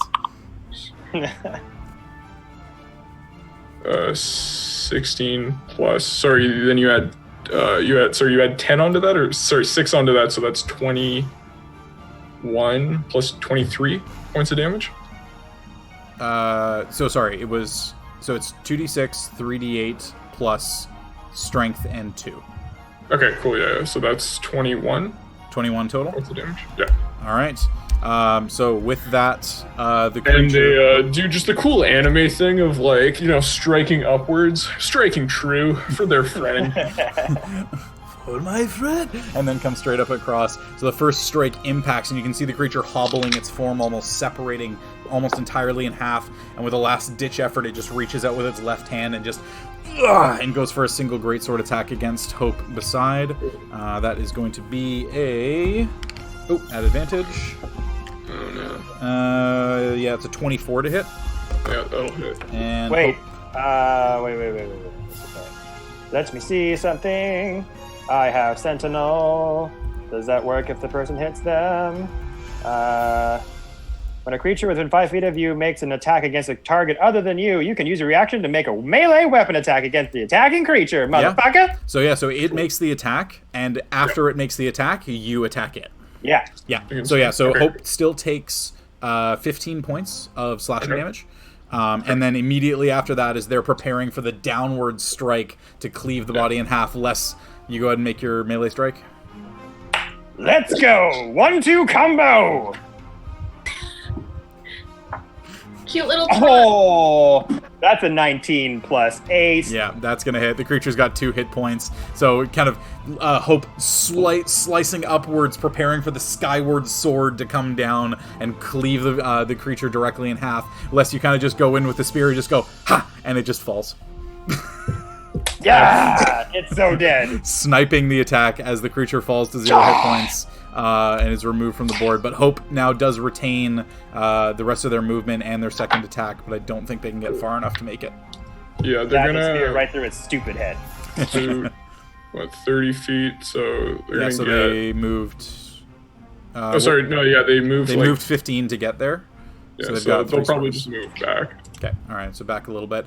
With the 5 other creatures and the giant ape on the board now, kind of figuring out what the best options are going to be. A nice little combo tag team turn. Yep. Beautiful. I wish they were here. We're so good at just taking them. All right, so with that one, the first one has fallen. It is removed from the initiative order.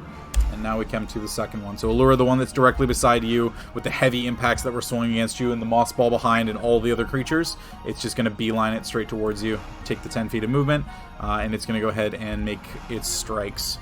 So first attack is the Greatsword. That is a 23 to hit. Yep. And only 10 points of slashing damage. Okay. And the second attack is the Bite, as it, again, kind of slices the sword into your side and just pulls you in for the bite attack. That's a 24 to hit. Oh, I'm rolling really well today. Holy shit. Oh, look at that. Hey, I haven't done combat in a while. Oh, that's max damage. That's another 12 points of piercing damage as the Bite pierces in. And all the teeth. Yeah, 12. So a total of 22 that round. Okay. Still up? Yeah. All right. So that's the creature's attacks. It's engaged with you, turning around, looking at its options. It knows better. It's just going to stay right there and wait for you to hit it. That's going to be its turn. After that, we come to Les. All right. Thing is dead. Hope, thank you so much for the help. Appreciate it, bud. Start running away for a better position. The orc that is attacking Allura, how's it looking? The one that's attacking Allura is looking pretty hurt. Pretty hurt? Yeah. Okay. Let's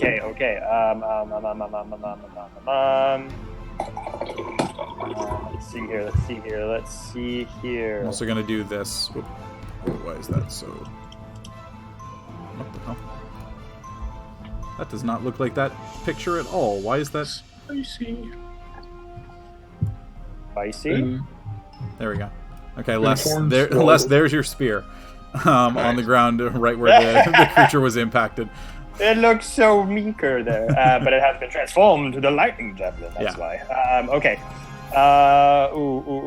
Doc, are you gonna be okay with all those 4 guys in your big ape form? I mean, Ooga booga. I got all the ape HP now, so that's not the worst. But that'll last for a couple rounds, I reckon. Allura, how are you? Looking over, Allura looks pretty bloody. We'll put it that way. I think you can withstand some attacks, and I don't think she can, so I'm going to go try to save the day here. Okay. I'm going to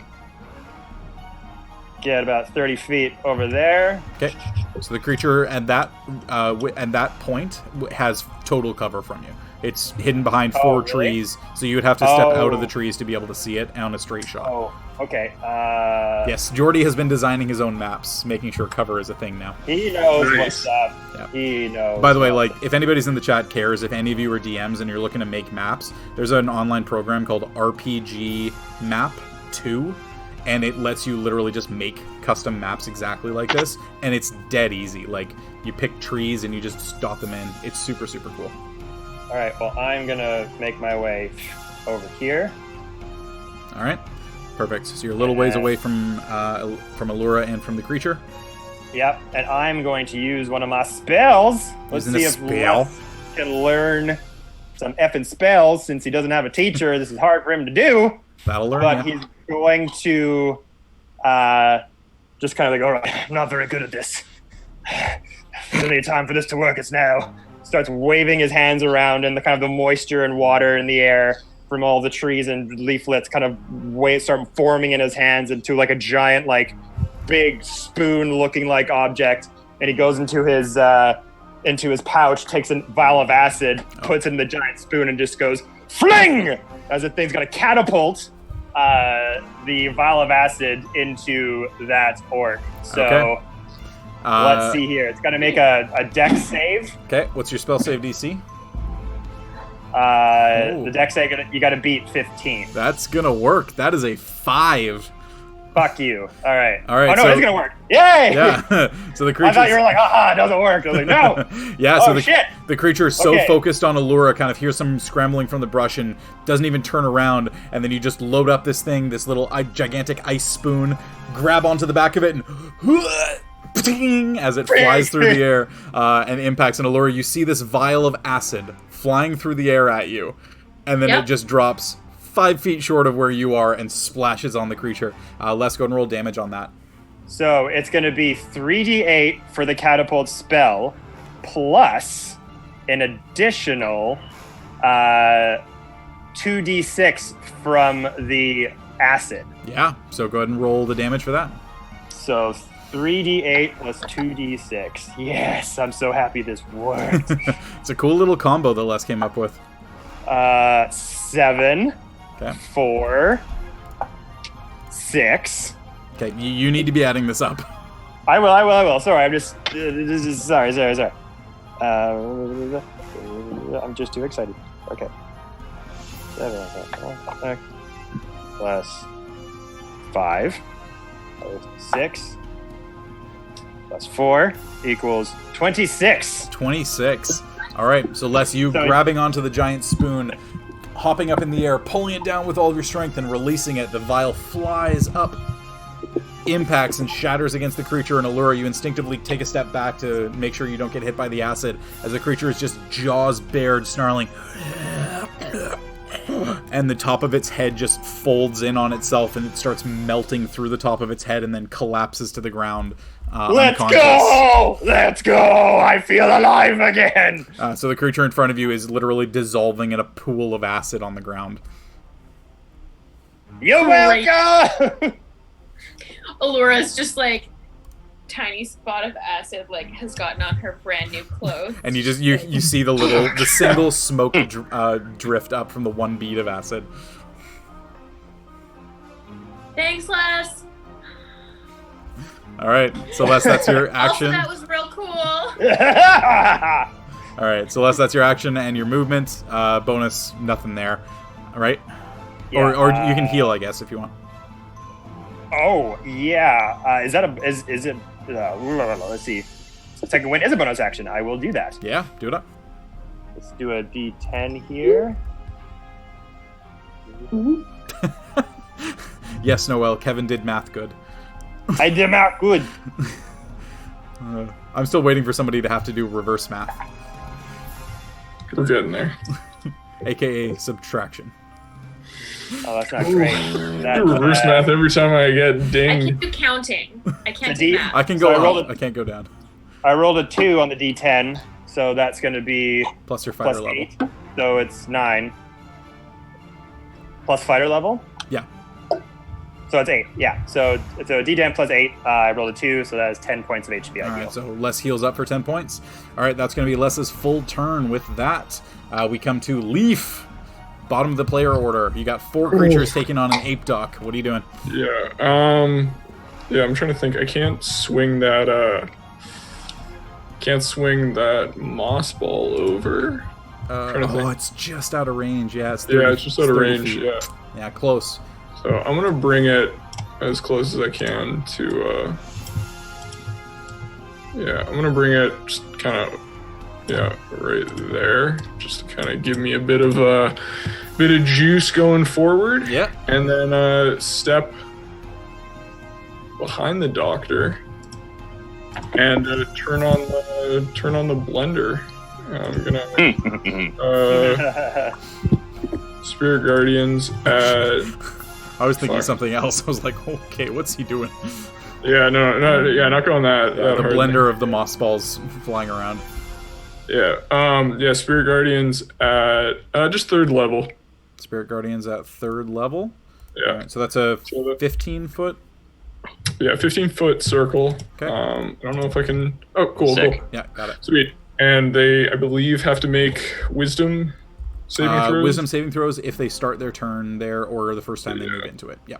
Okay. Yeah. Cool. All right. Awesome. So that is Leaf's turn. Solid one there. All right. Next up, we come to the 4 creatures. So they're all going to make Wisdom saves. So this is a -1 to their Wisdom. So we'll see how this goes. Cool. Top down. First one. Natural 20. That's a 19. Okay. That is the 19, third okay. natural 20 I've rolled on this specific die. I like this die. Epic. Second Okay, one. so any of them don't roll nat 20s, they're in this because it's an 18. Yeah. Okay. Oh, no, a 19 will do it as well. Oh, sorry, Yeah. 19. Oh, yeah, yeah. But either way, the second one is a 6. Third Okay, I'll take one that. is a 0. Okay. And the fourth one is a 16. So the 3 bottom ones fail. So they take damage, right? And the top one takes nothing. Oh, yeah. Actually, yeah. Sorry, let me just double check. But those guys take 15. Those orcs take 15 points of damage. Oof. On a successful save, they take half damage. So what is that? 7? So that's 7. Yeah, still takes Yeah. damage. And that is radiant damage. Good to know. Jeez. Leaf 1 spell 42 points of damage. Pretty solid. Yeah, boy. All right, so all of them, and they all have disadvantage on attack rolls, or is it just Yes. half speed? Sorry. Yeah, it's just half speed. Half speed. Okay, awesome. Yep. Shattered Yeah, Tabletop Games, all of your raiders, welcome to the channel, guys. You're in the middle of an awesome fight with creepy, crazy-looking orcs going up against a giant ape and all the rest of the creatures. So disadvantage on attacks as well. This is going to be a bad round for them. Doctor. Yo. First attack, greatsword, disadvantage. Yep. 11. That does not do it. Okay. Second attack, bite. 18. That does do it. Okay. Third attack, greatsword, 14. That also does it. Okay. Fourth attack, bite. 9. That does not do it. Fifth attack, greatsword. No, that's another 9.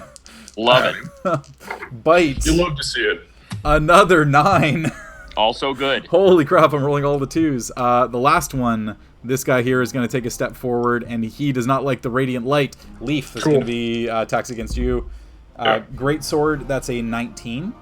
Okay, that hit. Wait, yeah, that hits. Okay, so this is concentration, right? Yeah. Okay, so I'm going to do damage on that before we do anything. But Doc, you got hit by 2 greatswords and 2 bites, right? No. No, 2 greatswords and 1 bite. great. No, there was only 1, wasn't it? My AC is 12 as an 8. So yeah, so it was. I think you got hit. Oh no, sorry, it More was than- 1 greatsword and 2 bites. That's what it was. Yes, there we go. Yeah. Sorry. So the greatsword is 11 points, Okay. and the bites are 14 total. So total of Okay, 25. cool. Nice, love it. Okay, and then for Leaf, greatsword attack, 9 slashing Okay. damage. So I need Cool. you to go ahead and roll a con save for me. Okay, I get it with advantage. The first one was a 16. Yeah, so Warcaster will do it. So the Still spell going. remains up. Bite attack, Yoo-hoo. also a disadvantage. That is a 20. Oh, sorry, 20 to hit. 20 to hit, yeah. Okay, yeah, that hits. Okay, and the second Like bite 20 attack. points of damage, goddamn. Second bite attack is 1, so 5 points of Okay, damage. I think I just succeed this, so... sorry, I succeed the saving throw. It's on a that. 10 DC, so Yeah, okay, yeah, cool. so yeah, so Yeah, I got it. Awesome. So Spirit Guardians remains up. All the creatures instinctively just kind of blinking a bit. Doctor, you're getting peppered with attacks, but your ape form is just kind of sloughing the attacks off, unable to make purchase actually penetrating your skin in any way. Definitely a good choice. Nice little combo there between you guys. So we come back to the top of the round. Elith, you're up first. Can you hold Leaf like this? No more Mr. Nice Furbold. Which one kind of looks the most injured? The one that looks the most injured by far is the one that you attacked previously. All right, So number that's two. Number 2, yeah. Yeah. All right, I'm gonna try and keep at him. Go for it. Make your first attack. Yeah, I'm gonna do sharpshooter. Sharpshooter. Sharpshooter. Sharpshooter. 16. 16 does hit. All right, 21 again. Jesus, yeah, 21. That's our favorite ranger. That's Pew, our pew. favorite ranger. With her favorite new bow. Yeah. Yeah. All right, I second haven't attack. had a chance to try this out yet with the combo of like being hidden and sharpshooter. It's pretty sweet. This Go, is a bow go, that is Sucker designed Ranger. for caverns, forests, anything that's not just an open field. I love Gonna try Yeah, sharp. shouts out to that first fight. Let's see. Go, Drow Ranger. Yeah, that'll hit. Damage. That one's not so good. So 16. 16. All right, still looking real 20 rough. in every round. That's a weird combo. Anyway, but yeah. You're just that good. You're just that damn. And I fade into the shadows again. All right, so you automatically fade back into the shadows as your spell continues. So Elite's just popping out for a moment, firing 2 shots between the giant ape's legs as it's kind of bounding sideways, dodging all the attacks. The creature, 2 heavy impacts from the arrow shots in both shoulders. You can see it kind of leaning forward. One of its arms has stopped working, and the second one is kind of just struggling to lift this. It looks real rough. All right, that's going to be Elite. Next up, we come to the dock. Ape Sick. Smash. I want to... Yo, yeah, straight up. I'm going to take a swing at that one that Elite just peppered All right, go for it. with First my attack. fists. Thumb it into the ground. Beasts. With my little fist. Just give him a little fisting. Let's pick up. Well, you know. That's a 24, Jordy. Yeah, that'll hit. Okay, love to see it. Hold on, I need 3d10. Nice. It's dead. It's at 5 hit One. points. Okay, well, it's a dead then. All right, so the first one falls as a Doc. You kind of lift the fist up over the top of it, and it just kind of crumpling a little. Anyways, you just go top down, and like a Goomba, just boom, straight into the ground, and it just collapses Nice. onto itself. Hey, Jordy, I have a rules question here. I have a rules So- answer. Oh, I love that. Does my whole Dark Ones, the thing where you suck the life out of people? Yeah. Does that still count while I'm aped up? I think unless it specifically says killed by your Eldritch Blast, I think it actually works. Oh, beautiful. Well, let me then double I check. get to absorb some hit points then. Yeah. Let me see. So Love to see it. what's There the what's the thing called again? Oh boy. Dark One Zone Section? It is son of a bitch. It's not Dark One's Own Luck. It is... I'm just looking for it. Oh boy. You would think I would have written this down, but of course I wouldn't because I don't like writing. Let me see if I can find it. Please, TY. When you reduce a hostile creature to 0 hit points, you gain temporary hit points equal to your charisma modifier plus your warlock level. Love it. Yep, Dark Is that One's ape Blessing. charisma or warlock charisma? I'm gonna say ape charisma because you're currently the Okay. ape. That's fine. Yeah. So charisma plus level, yeah? Yeah. 6. So an ape just like slightly more charismatic just gets a little glowing black shield around the outside of it. I'm okay with that. Give me an extra Nice. 8 hit points. It's got like really great teeth. It's carrying some Mentos. Yeah. Okay, so next up, I want to, because I've got multi-attack with my fists, Yep. I want to pick up the corpse of the one I just brutalized, Oh, go for it. Yeah. and swing it into the one in front of Leaf. So, at first you accordioned it into its compact state, then you Yes. reach down, grab it, unaccordion it, and then swing it sideways at the one beside you. Go for That's it. correct. It makes the full, like, Hey, Jordy. Yeah. Jordy, that's a natural 20, so that's 29. Okay, so natural 20, so double damage, so that's 68. wow. I'm just going to roll and double. Yeah, Is that roll and cool? double, that's fine. So just roll the dice, double the So many dice. 20s today. Oh, Get it, boy. Jordan, my dear friend. Jordan? That's a new one. You know, You You know how almost we made do. you made Allura choke to death. Oh my god. that'll happen. Alright, so doubling the damage dice, and then add the 8 modifier after. Hold on just one sec. Plus 20, plus, I think it's...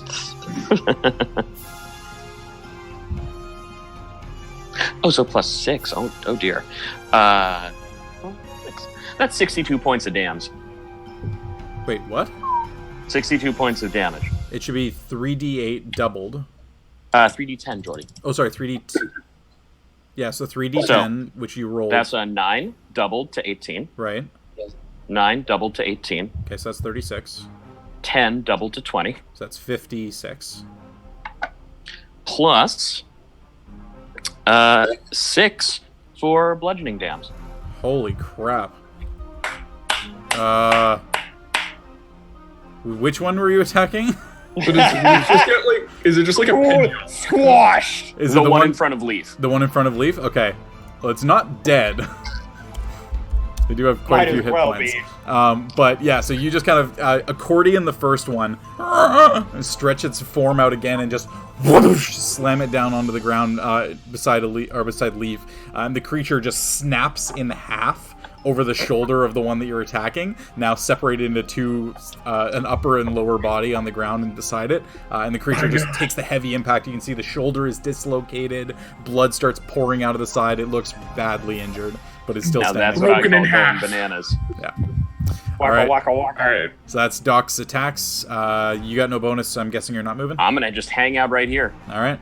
So that's going to be the Doc's turn. After the Doc, we come to Allura. Okay. So the red I rocks am- are not difficult terrain. It's just the gray ones that are. Okay.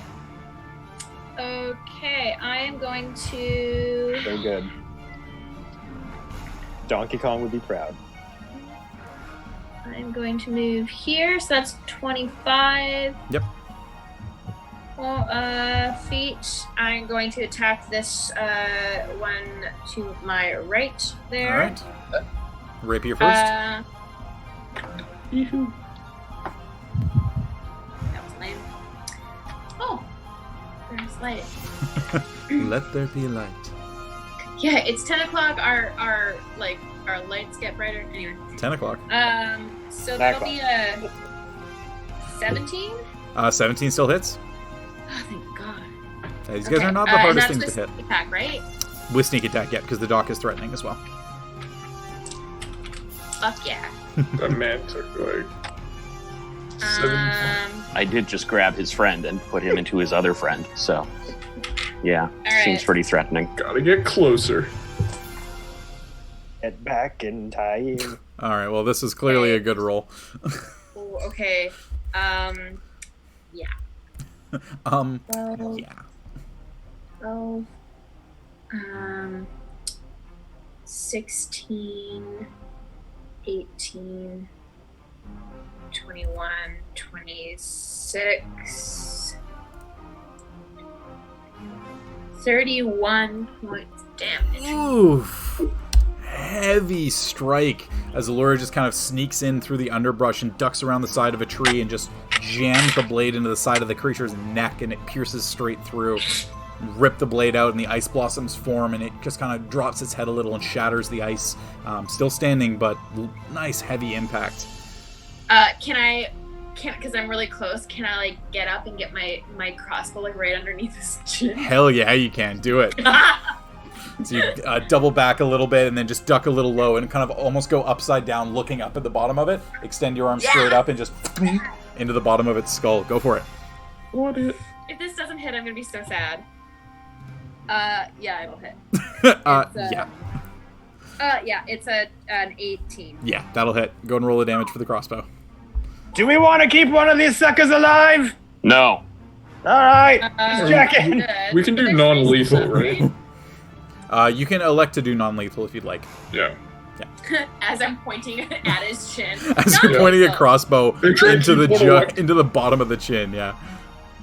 Well, I guess Doc can make dead things come to life anyway. That's exactly what that skill does, yes. Yeah, Yes. to 10 ask points them of questions. damage. Nice. Solid damage. Holy cow, guys. All right, so Allura, you've got your movement done, your action, your bonus action done. You've got 5 feet left if you want to go anywhere. Sure. I'll go right there. All right, that's going to be Allura's turn. After you, both the other 2 creatures are dead. We come to Hope. Smashy, smashy. Oh, Cool. All right. They are going to boot it to the one right next to Leaf. Oh, yeah, right in range. Perfect. And then go for the... Jordy, real quick. Sorry to interrupt. Yeah. Didn't those guys end their turn in the Spirit Guardian? No, it's when they Radius? start their turn there. Oh, it's start only. Yeah. Okay, my bad. Yeah, Sorry. yours is both. Leaf's Right. is more effects, but it's only the 1 damage source. Right. Okay, my bad. Carry on. Nope, no worries. Oh, good, yeah. And Hope is going to take a big, beefy swing. Big Just, beefcake swing. Yeah, just beefling Beefcake, coming up. beefcake. Yeah, beefling, yeah. All right, do it up. First attack. I'm going to go for it. That is a 19. Yeah, 19 will hit. Cool.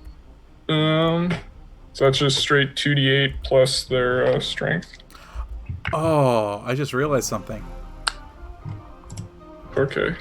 These guys are fiends.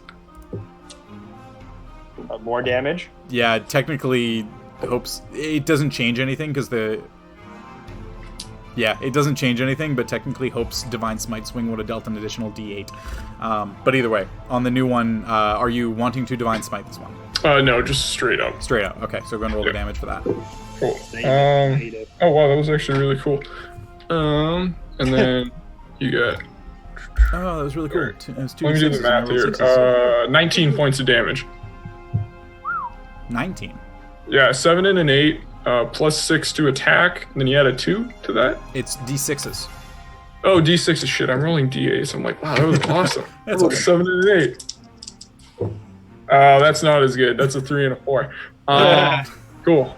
So yeah, that's what 15 points of damage. 15. Still heavy I swing. mean, I'll take that. I'll take that. All right, yeah. so this is the one with the shoulder already separated, blood Yeah. pouring out. Hope just reaches over and cleaves upward and slices goes straight up. through the one arm, leaving the creature with just a single arm. And it just kind of looks over and with a last little grunt just and tries to make a bite attack against Hope.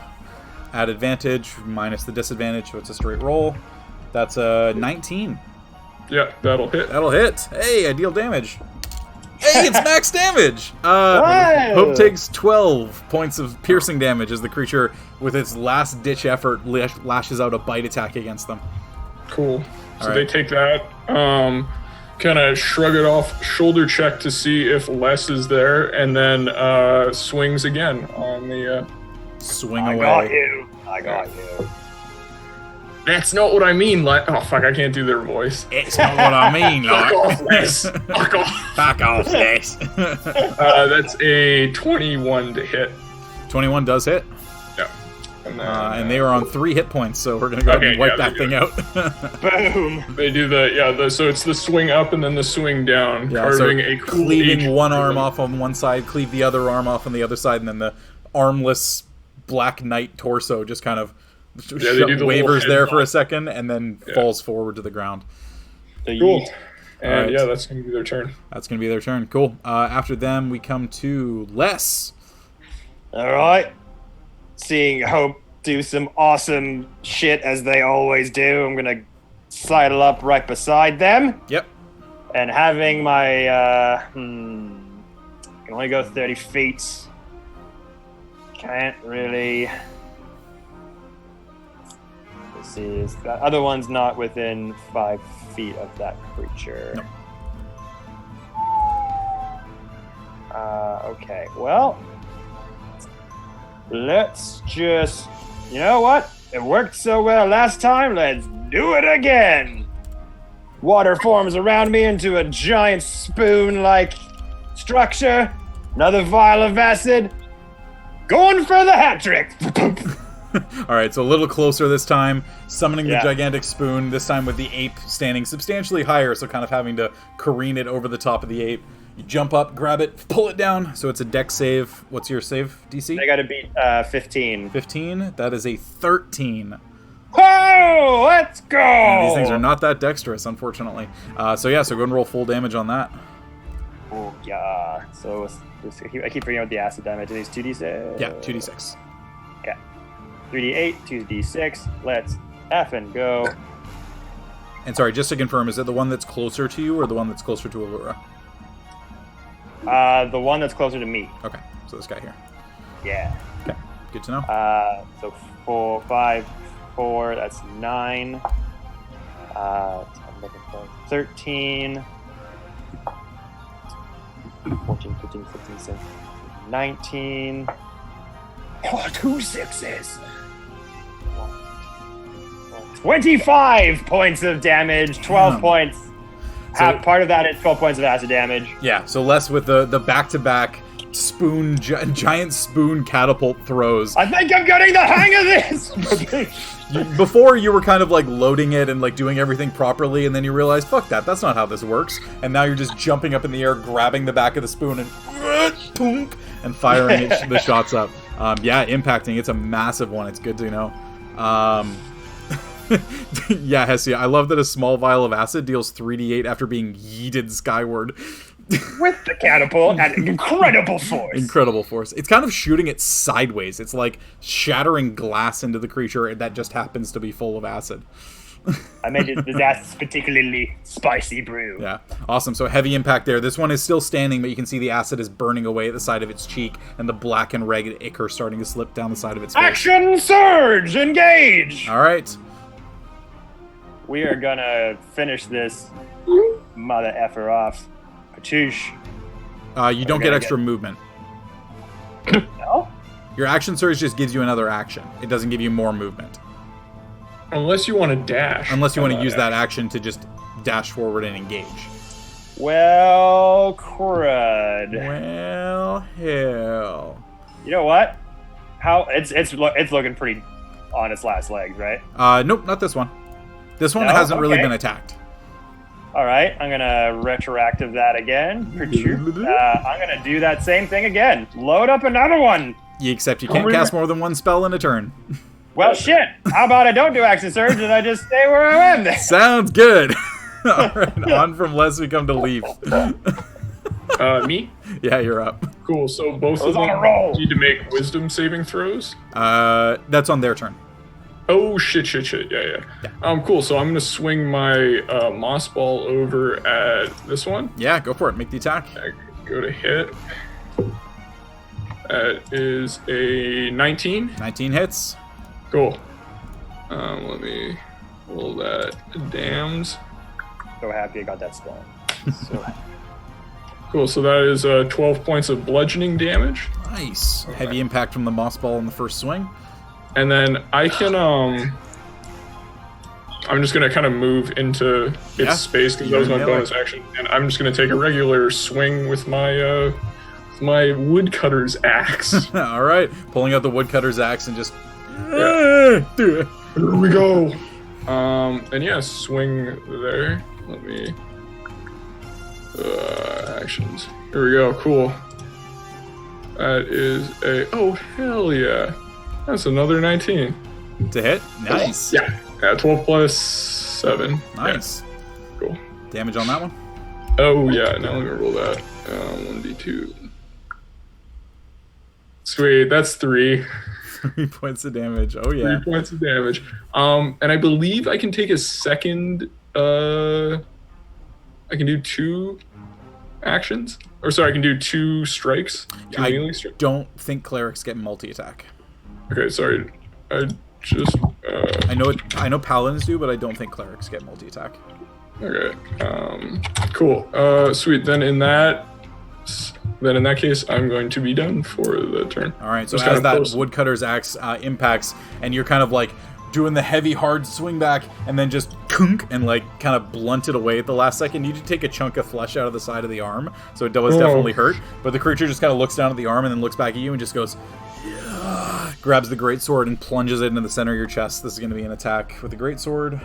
Oh, frick. That is a 22 that'll to hit. Yeah, That'll hit. I was like, math is hard. I hate adding 7 to things for some reason. That's like my bane. So greatsword damage is that's low. 9 points of slashing damage as it just plunges the sword into the center, and your armor just kind of dents in a little, and you feel a little bit of blood welling up, but nothing too bad overall. All right, so that's going to be your turn. Next cool. up, I literally just passed the thing. I got a 1 on my first con save, and I got an 11 on the second one. damn, barely. Oh, shit. All right, well, at the start of their turn, they make wisdom saving throws against you. Sweet. We've got a 2 and an Okay. 18. Sweet. So one of them. So this gets guy it. takes full damage. Go and roll the damage on that. Yeah. Okay. Goodness me. That is. Oh, it's 20 points of damage. Damn, 20 points to the first and 10 to the And second. 10 is on the other. Oof, yeah, these guys are looking rough. Top one there, seeing the giant ape in front of him, seeing the squishy little person on the other side, and the one who's actually dealing the real damage. Doc, you're going to get an attack of opportunity. Yeah. Go and make your Go for swing. Have you still got like a thigh bone or something you can use? No, the creature broke in half at this point. Oops. Jordy, that's a what is that? That's a 24. 24 hits. Roll damage on that one. That's with the fist, yeah? Fist strike? Fist strike, yeah. Okay, that's a little more reasonable. In comparison to the almost max damage last time. Yeah. All right. That is a 15. Do I get my multi-attack or just a single? Just a single. Yeah, reactions so is just a 15. single strike. All right. So the heavy impact and the creature kind of compresses down a little bit, but it runs forward nonetheless. It's going to make a flurry of strikes against you. This is going to be the greatsword attack first. That's a 11. And the second attack is the bite. That's another 11. 2 4s. Fucking roll my purple die, not my silver one. So it just kind of runs forward, but with all the light in its eyes, with the doctor compressing its form a little bit, tries to swing that greatsword in and just fails. And then the second bite attack, you're easily able to dodge out of the way. At this point, it's just a game of cat and mouse. All right. Second creature directly beside Leaf and the ape. It's going to do the same thing. Hit the thing that's hitting it. It's going to go ahead and make a greatsword attack against Leaf at disadvantage. Alright, swing. That's a 17 to hit. Cool, that will miss. I'll miss. Okay. Be able to kind of buck it. Yeah, so the first one, the greatsword just comes across and you're able to pull the shield up and get it out of the way. Yeah. Second attack is a bite. That's a natural 1, and it just chomps into its own mouth, and some of the blood starts to pour out of its mouth as the teeth impact against its upper lip. Grizzly. What a loser. These guys are looking real bad at this point. All right, top of the round, Achaidh, you're back up. Do you want to reveal yourself finally? Reveal Your mic's off. yourself. Okay, Kaylee, your mic's off. Hello. There you go. Yeah, I actually want to step forward out of the bushes. Stepping and just- forward, standing up to your full height. No, actually, if I reveal myself, sorry, then I don't get psychic damage. It's just regular damage. Correct. Does that make a difference? I'll say you've noticed that the attacks from everybody else don't seem to be doing any worse, so... Okay. If it doesn't matter, then I'm going to be badass and step out of the bushes and just be like, aha, it was me all along. It Covering was you with me like all two of along. my bloody little pin cushions and pretend I said that in a Leaf's accent. All right, go and make your 2 strikes. I'll hit the one by Leaf and the dock first. One by Leaf in the dock. All right, first attack against that one. Shooter. Which is going to hit. Because it's more than 16. Yep, that'll hit. And math. 16 and math. Yeah. And that's going to be 18 points of damage. Oof, this guy is looking rough. This arrow streaks into the side and kind of cuts out one of the cheeks on the side of the creature as it's now hanging agape. Definitely looking real hurt. Righty, one more. Sharpshooter. And yeah, that's a 15, so it's gonna hit. Yeah, that'll Even hit. Damage on that one? 20. 20. And with that, the second arrow, you kind of draw it back, and it buries itself dead center in the center of the forehead. The true definition of psychic damage, as it just splatters the brain inside the head of the creature, and it falls backwards to the ground, unmoving. All right, that's going to be your action. You've got your movements left. I'm gonna stay where I am. Actually, no, I'm gonna go through here, so I'm at a better advantage point to help pew this one. Let's get out of Laura. Gotcha. All right. With that, after Achaidh, we come to the dock. Yeah, I don't know that we're going to need to pew that guy. Yeah. I'm going to hop up. Can I move my guy? Is that a thing I can do? Okay. I think I gave you control. Oh, nope. Sorry. You did not. Now you have control. There we are. Yeah. I'm going to hop up here. There you go. Yep. And I'm not content that young gentleman was able to so easily take that hit. So I'm going to continue to pummel him with blows. Just That's beat him like a drum. I mean, ideally, what I'd like to do, should this finish him, is pick him up and tear him in twain. Wait, no, hold on. We want to ask him questions. Nope, too late. The doc is in ape form. He doesn't understand common. I'm shouting in speech with beast and leaf, and it still means nothing. Yeah, right, that'll do. Make your attack. All right. Okay. That is a... Oh boy, math. 18 plus 9 anyway for the first one. Do you want me to roll both? It's probably going to die. Just roll the damage on the first one. You got it. Okay, that'll do. Oh, jeez. That is 24 points. Yeah. So with that, as the dock, you kind of reach down and you just slam the first fist down on the creature. Same thing, compact it down slightly, and then you just reach down, grab the legs, grab the head, and just rip it. Blood and guts soaring across the sky, scattering against the tree, against the ground, as the rest of the creatures lie bloodied and broken on the ground. Love it. Big fan. All right, so with that, the encounter has ended, and you guys find yourselves in this clearing, a little worse for wear, but covered in gore, and able to inspect what exactly these creatures are a little more clearly. All right, cool.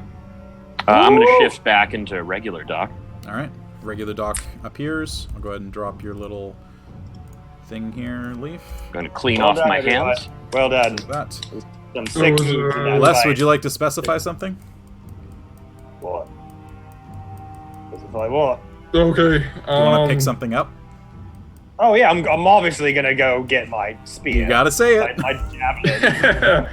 We're gonna leave it somewhere. We haven't even begun to get in the goddamn scene yet. I was just out of character, congratulating everyone. All right, Use it. I'm gonna pop the dock back. There he is. Cool. Okay. So, with these creatures now laid before you, you guys get a little bit of a better understanding and kind of are able to look at them a little bit more clearly. So, who wants to lead that? I will. Okay. Yeah, I'll assist any sort of... All right, so we'll say you guys take a look at different bodies. If I can get you both to make medicine checks for me, please. Can do, sir. Can we take Love to see that. Are we okay taking a short rest, you guys? I would love to take a short rest. I got a nat 20, so that's a 30. Nice. You know what? Well, I got a fucking 21, so we're still doing okay. All right. So the rest of you starting to take a short rest as Leaf and the dock are investigating these creatures a little? Yeah. All right. Yeah. So you start to settle down, find a little spot to pile up in the middle of the open area, make sure that if you are going to be attacked, you've got some good surrounding views. So yeah, for the two of you guys looking at them, the creatures are humanoid. They appear to be orcs at first glance. Kind of getting an idea, looking in on the teeth a little bit, and the orcish teeth are there. They're a little more exaggerated and almost more decayed than they normally would be. But one thing that you do notice as well is that you weren't really noticing it in the midst of combat, but now that you're kind of getting a better feeling for everything, the skin is hot to the touch. Not burning you hot, but very warm in comparison to what normal skin would be. And the blood as well, you kind of are noticing as well that steam is starting to rise off of the blood that's coming out of the creatures. Oh, like they're running a little fever. Yeah. Well, they really my are head. spicy orcs. Do we? Are they carrying anything? Yeah. They're carrying the kind of rusted, not great looking great swords. So you've got 6 of those if you wanted to take them. But other than that, no, there's no real armor of any kind. It's just kind of random pieces of hide that have kind of been strapped to their bodies. A couple of them are not even wearing armor at all. It's just their bare-chested skin, which seems to have its own resilience. And then just the teeth and completely bald heads. Notice no hair of any kind on any of them. And then you actually realize as well what looked before to be 2 sets of ears. One of them is actually just kind of appendages like, what's it called? Cartilage that isn't actually connected to anything, but it's kind of growing like cartilage diamond style things in the back of their heads. They almost look like cartilage horns growing out of the back of their heads. Can I don't know if like a 30 check would, can I deduce like the growth rate? Like, is this something that is clearly not natural for these kinds of orcs? You had mentioned there was scarring on the top of their shoulders when we got into combat. Yep. Could I also check to see if the scarring there is like recently recovered, or this is like old injury? Sure. So first thing, yeah, this is not a normal orc. This is definitely some kind of a monstrous variation on an orc. Aftermarket? Yeah, like some parts have been added that are not approved. But the scarring is definitely old. Looking at it, it's not something that would have happened within the last few months, probably even the last year. It does look substantially older. But it's also something that is very similar on all of the different orcs. And you notice as well that kind of getting a better look at them and specifically looking at their back, with that high roll, you notice that the pattern is similar and it's kind of got a top to bottom pattern. And you realize that it was kind of very good chance that this was made by something like a cat of nine tails, like a flaying whip of some kind. And it's just left these massive scars that kind of cross over the back of their bodies. Jordy? Yeah. Sorry, Leaf, did you want to finish? No, I'm good. All right. Can I check a body and just to see if there were anything demonic looking etched into the bodies anywhere that could be part of a ritual or a casting of some kind? They themselves look demonic, but with the checks that the doctor and Leaf made, you kind of doing yours and going over as well, nothing on their bodies particularly looks like something that would be a demonic ritual of any kind, demonic symbols of any kind. They weren't made this way, is what I was trying to get at, more or less. Like, no one cast them to be this. These are just who they are. As far as you guys can tell, no. Okay. Yeah. The only real puzzling question that remains is the language that they were speaking. And so with the descriptions of that, Leaf, what languages do you speak? Yeah, I speak Elven, or Common, Elven, Giant, and Halfling. Okay. Doctor, what do you speak? I certainly don't have it. I have Common, Elvish, and Dwarvish. Okay, yeah, and I know Hope doesn't have it either. So you recognize that it is a language of some kind. They were clearly communicating to each other, but it's a language that none of you speak. Does Rick recognize it at all? He didn't, right? Rick didn't know the words at all. No. Okay. It just sounded like noise that's kind of a vaguely close to infernal, but none of it made any sense. It didn't form any actual words that he understood in any way. Interesting. Okay. I don't know. Hope does apparently. Oh, sorry. I saw draconic. I thought it was demonic. I'm like, oh, I understood it if it's close. Hey, to Elith and Leaf specifically, would you guys like to come check out these trees that they were leaning against? Maybe there's something there. I'll see if there's like some weird going on there. Something I was going to say, does the growth that they have, does that look like, I don't know, like any kind of like parasitic fungus or something? Like I'm thinking like the cordyceps over... Like a Last of Us or Last of Us 2 or Last of Us Left Behind scenario. Right when it came for us. There we go. Achaidh, looking at it, it's definitely the same skin tone as them, the same feeling of skin, the same rough exterior. It appears to just be cartilage that grew and skin formed over it. It doesn't appear to be something that the woods had any real impact on, as far as you can tell. They are deep into the woods, right? You're almost at the base of the Star Mounts here. So, you know, for a regular day traveler, it would kind of make sense that people wouldn't really encounter these kind of creatures. Taking a look at the trees, you can go ahead and make an investigation check on those. Sick. Let me figure out this guy. Okay, that'll do. I got a 5. Investigation, yeah, Jordan? Yeah. Beautiful. 27. 27. Nothing about the trees at all. They're actually, one of the things as well that you go up, you would kind of expect like maybe their head had been pressed really hard against the tree in some way. There don't even appear to be any marks on the tree. It just looks like their head was simply resting against it. Interesting. Yeah. So with that check, you guys are going to go ahead and finish off your short rest. It's going to take an hour, so you'll be able to recover a couple of hit points. We're going to jump into a little quick break here. Just give ourselves 5 minutes, use the bathroom, and grab a little bit of water. And then we'll come back, and we're going to go ahead and do our giveaway over the break. Yeah. So let me go ahead and pause my music here. Kev, do you want to start things off with yours? Yeah. I had it here. Now it's missing, but it's... I have the winner. I did this earlier.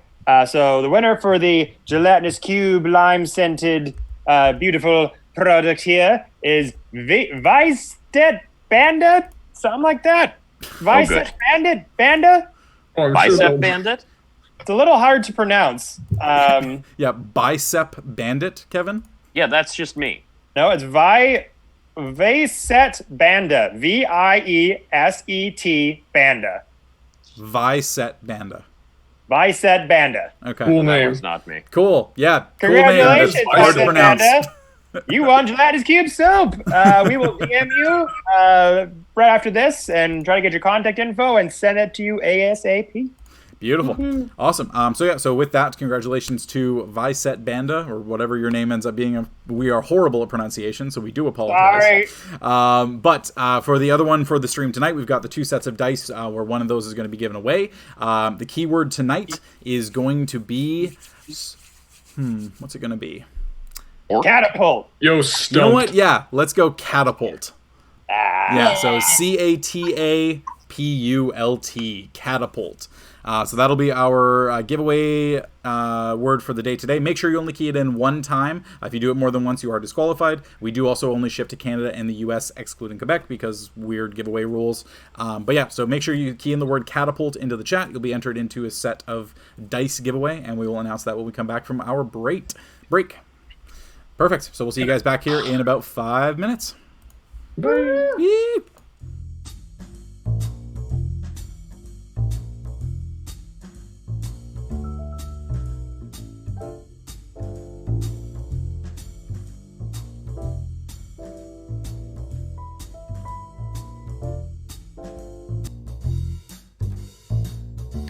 And we are back. Thank you guys for sticking with us through our break. We're going to go ahead and pop the results of the giveaway into the chat. This is going to be Nightbot. Hopefully it doesn't mess up again. Zaxonra. Zaxonra. A subscriber as well. Thank you so much. Been following us for a couple of months. We appreciate you sticking around. So we're going to go ahead and get your information after the stream. You can decide if you would like the blue and pink dice set, or if you would like the metallic blue and kind of orangey dice set. You'll get your choice of those, and we'll get your info and ship that out by the end of the week. So, Good job, dude. Or dudette, or... Dudette or anyone. Or anyone. Anyone of any kind. I just say dude a general term. Yeah. Yeah. Dude is pretty good as a general one. So, with that... everybody coming back as the short rest ends. All of you are able to recover some hit points using some hit dice as you so choose. You're all able to take a bit of a breath, take a look ahead, and see that you're probably about an hour or so away from the base of where the star mounts would be. You're starting to see some of the forest thinning a little bit ahead, and night is definitely starting to set in, so it's kind of up to you if you wanted to call it an evening here, and then just kind of take a couple of hours before actual nightfall, or if you want to continue on for another hour and then camp at the bottom of the mountain as the map suggested. I think we camp at the bottom of the mountain. Yeah, I think so too. There could be more of those orc weirdo things around here. Yeah, I think we should maybe keep an eye out, and if we see more, now we know to assume that they're not friendly. That was a really Very much not. yeah. All right, so camping at the base of the mountain. Yeah. That's the plan. Perfect. All right, so with that, we'll go ahead and get you guys to look back on Roll20 and skadoosh. Oh shit! What do we fall into? We've already moved there. Transported. Cool. The dream world of magic. This is Another fun. phallic-looking map, but it is That's what how it it is. goes. Apparently, this is just where my mind went, so you know me. That's a fun story. I get it. It's locked down. Yeah. Or is it standing up? But anyway. So, Like a fisting, really. yeah. So with that, you guys begin to emerge from the edge of the forest. Let me go ahead and pull up my details here. Yeah. So you kind of pull up at the edge of the forest. Things start to thin out more and more. The trees on either side starting to vanish a little bit, and you're starting to get a little bit more of a view of exactly what you're looking at. So we'll go ahead and just open up the map. I'll zoom out a little so chat can see more of it. That's a pretty good angle. And we'll go ahead and do a nice big reveal. Ooh. There we go. Oh! So Here you we guys start go. to move make your way up further and further towards the edge of it, eventually coming out of the forest and onto kind of a lower plateau. Here you can see that a lot of the greenery has started to fade. A lot of the bushes are starting to become more and more thin. The trees are starting to become less and less dense, just kind of pockmarking the landscape a little bit in comparison to the sheer density of what was down below. And the land has also changed and is definitely becoming more and more rough. You've got quite a few heavy rocks underfoot. You can feel the horses' hooves are starting to slip a little bit, trying to traverse this as best they can. Probably easiest to dismount and kind of help guide them up as best you can. But this is a fairly wide open area. I'm just going to actually go ahead and reveal, because I can do a whole reveal here. Oops, that's not what I wanted to do. There we go. Skadoosh. There you go. Cool. So a nice big area, but you do notice as well that you've kind of got not a bottleneck per se, but you notice that there are two kind of fairly substantial plateaus on either side, on the left and the right. That's kind of denoted by the big rock formations on the map there. And so yeah, so with those rock formations, you kind of get an idea that things are kind of corralling everything into the middle, and potentially this has been like a rock slide area that's happened in the past. So it's something that you would be able to find a place to camp, whether it's there or if you wanted to make your way a little bit further up. But night is definitely starting to set in at this point. I don't know about you. I'm good to call it for the night. We can use this scree slope here to maybe camp up on that or near it. Suits me. Yeah. Going up on high ground might be a good idea. Oh, good call, Hestia. You're right, the names are screwed up. I didn't realize somebody dropped off camera on the break. My bad. Fixing that. Yeah. Cool. There we go. We can camp here for the night. Fixed. Thanks, Make Hestia. way for the rest of the morning. Hopefully none of those weird horned orc things show up. It's really weird, too. I mean, they got kind of a demonic vibe to them. Yeah, doing a bit more kind of research on them, it definitely seemed like something weird was going on with them. Alrighty. So you guys moving your way a little bit further up and getting into that, the gray shale area? Yes. Yes. Alright, so another little bit of a rise. So you move forward about another 50, 80 feet or so, and you start to make your way up to the point where there really isn't much in the way of any greenery of any kind. You're really just looking at the occasional pockmarked tree on the landscape. Very, very limited in terms of the greenery that's actually there. The leaves a lot of the time are dying out. It definitely looks like the soil that's in this area is a lot more acidic, and it isn't really lending itself that well to any kind of major plant life. So you've mostly just got the large rocks and the big areas to traverse. It does get fairly steep at this point. The horses are able to make it, but it is something where you're not able to comfortably ride the horses any longer. And so finding a place to camp for the evening, it takes the better part of 15 or 20 minutes to kind of clear an area that you clear out as a more flat ground. Otherwise you'd be sleeping on a pretty substantial angle. So it does take a little bit of time. The sun has definitely dipped down below the horizon. You guys are kind of working in the dark at this point. But with your dark visions and with the assistance of any light spells that are being cast, you're able to find something that suitably will serve as an overnight halt for the evening. Yeah. I bring up my dancing lights for everybody so they can see a little better. Perfect. Cool. Alrighty. So with that, you've got the tents and the bedrolls that you were able to acquire from the shop before you left Secomber. Everybody spreads out on the night for the evening. Are you guys taking watches? I think so. Oh, yeah. All right. Take a watch this time. Who would we like to be first watch? I'll go. I'll do first watch. Oh, nope. You can go. Okay. I'll do first watch. Allura will take first. Second? I'll do it. Okay. Les second. Third? I can go third. Okay. Leith will go third, and last. I can take fourth. All right, and then Leith will take fourth. So Leith and Hope, D'Amato and Hope getting the good night's rest for the evening. So, you guys tuck in for the evening, douse the lights, realize a fire on the side of a mountain, probably not exactly the best idea, maybe a bit of a spotlight to where you are. But you do turn in for the evening. It's not comfortable by any stretch. You're basically sleeping on a rock with a little bit of down padding, but it's at least a bed. And after a solid fight, bones are weary. Sleep begins to take all of you pretty substantially. Allura, can I get you to make a perception check, please?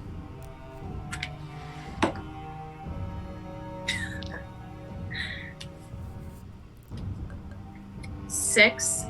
Hi. 6. Alrighty. So I see nothing.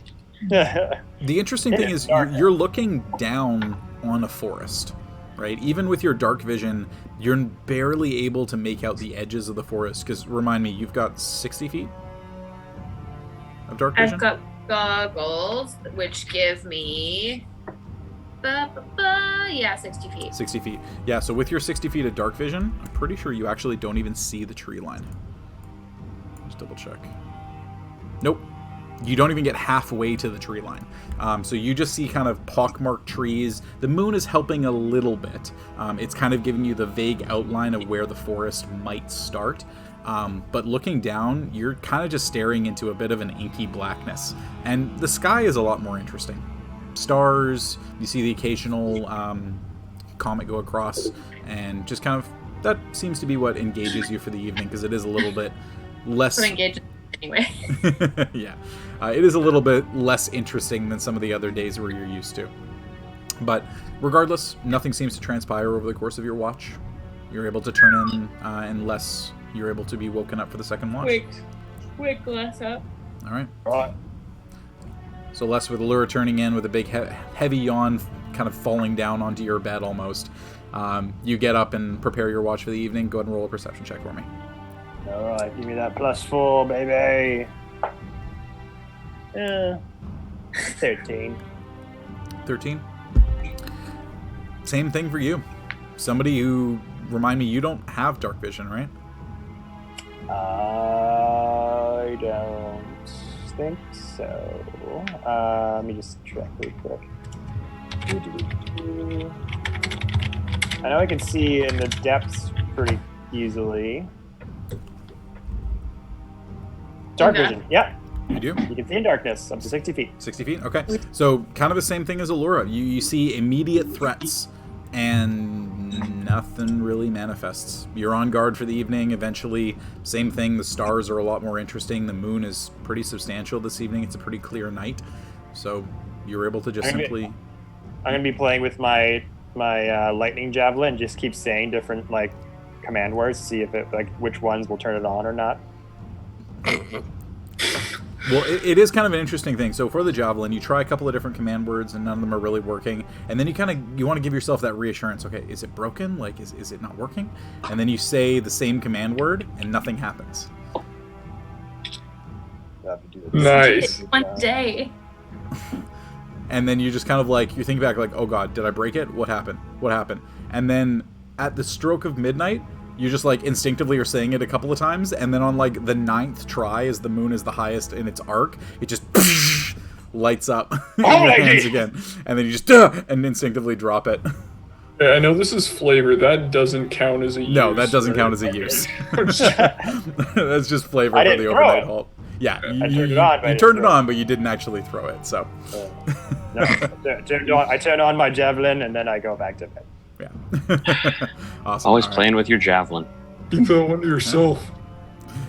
Got to get turned on in the middle of the night, right? So, with that, Les, you would wake up Leaf for your watch. Leaf, you do not have dark vision.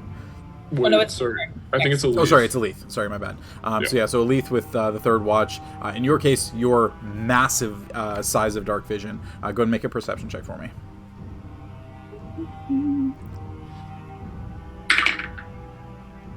25. Okay. You get a little more interested at what lies further up the mountain. Rather than looking back down at the way you came, looking for any additional threats, you feel pretty confident that you've got an eye out from the high ground looking down. So you kind of turn around and you look back up and you see that there is a fair bit of a climb ahead. You're looking at a substantial amount of scaling rock. Obviously, there are ways to get around that. If there is the ability to traverse more easily, maybe to fly, you're able to get up there a little more easily. But for the most part, it's going to be a tough day ahead tomorrow. There's going to be quite a bit of climbing required. It's a really good thing that you picked up some of that climbing gear while you were there, so you've got access to a couple of extra sets. It looks like the horses won't be able to come up with us. No, the horses definitely will not be able to go further up beyond that. The caves are something, and the caverns are meant to be explored by individuals. But you do notice looking up that there does appear to be some kind of a vague hitching post. So it looks like this is something that happens fairly often, or at least often enough that there is a hitching post laid out there, but nothing is currently attached to it. Okay. Other than that, the watch transpires without issue. You wake up Leaf for the final watch as the sun is just starting to peek over the horizon, and you again turn back into bed for yourself. All right, Leaf, last one. Sun just peeking over the horizon. Go ahead and make your perception check for me. Cool. Your parents come out of the trees. Cool, that's a 17. 17? Hey, Dad. Yeah, for you, it's kind of the same thing. Looking out and around, there isn't really anything that catches your eye, per se. No creatures flying overhead, very little sound.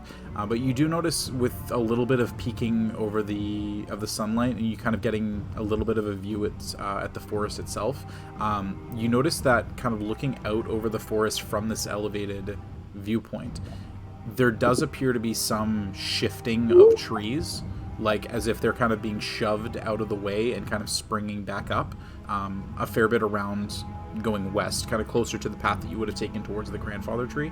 It looks like the trees themselves are moving a little bit. Okay. Noted. All right.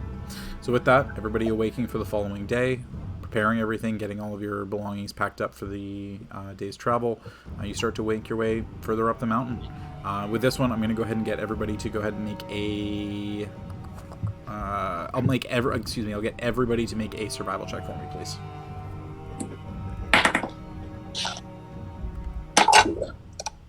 Okay. Oh, nice. Good at that. That's all right. All right. We'll go bottom up. Elif? 28. 28. Leaf? Oh, sorry, just rolled 21. 21. Doc? 15. 15. Oh, Les? hell yeah. 18. All right. Allura? 14. 14. All right. So all of Hey, you... Hope got 21. And Hope got 21. Holy cow. Yeah, they got a okay. 19 and a 2. So with the horses, their hooves starting to slip a little on the raw shale, and definitely starting to come out of the ground a little.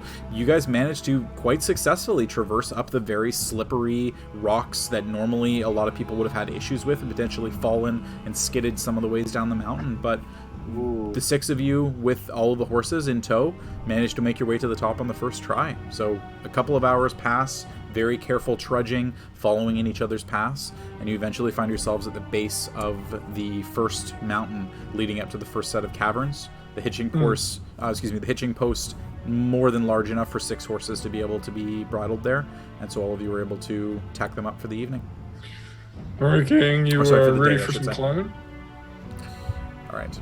So getting a better view looking up, you guys take a look up, and it appears to be the better part of 120, 140 feet. Not vertical, but definitely close.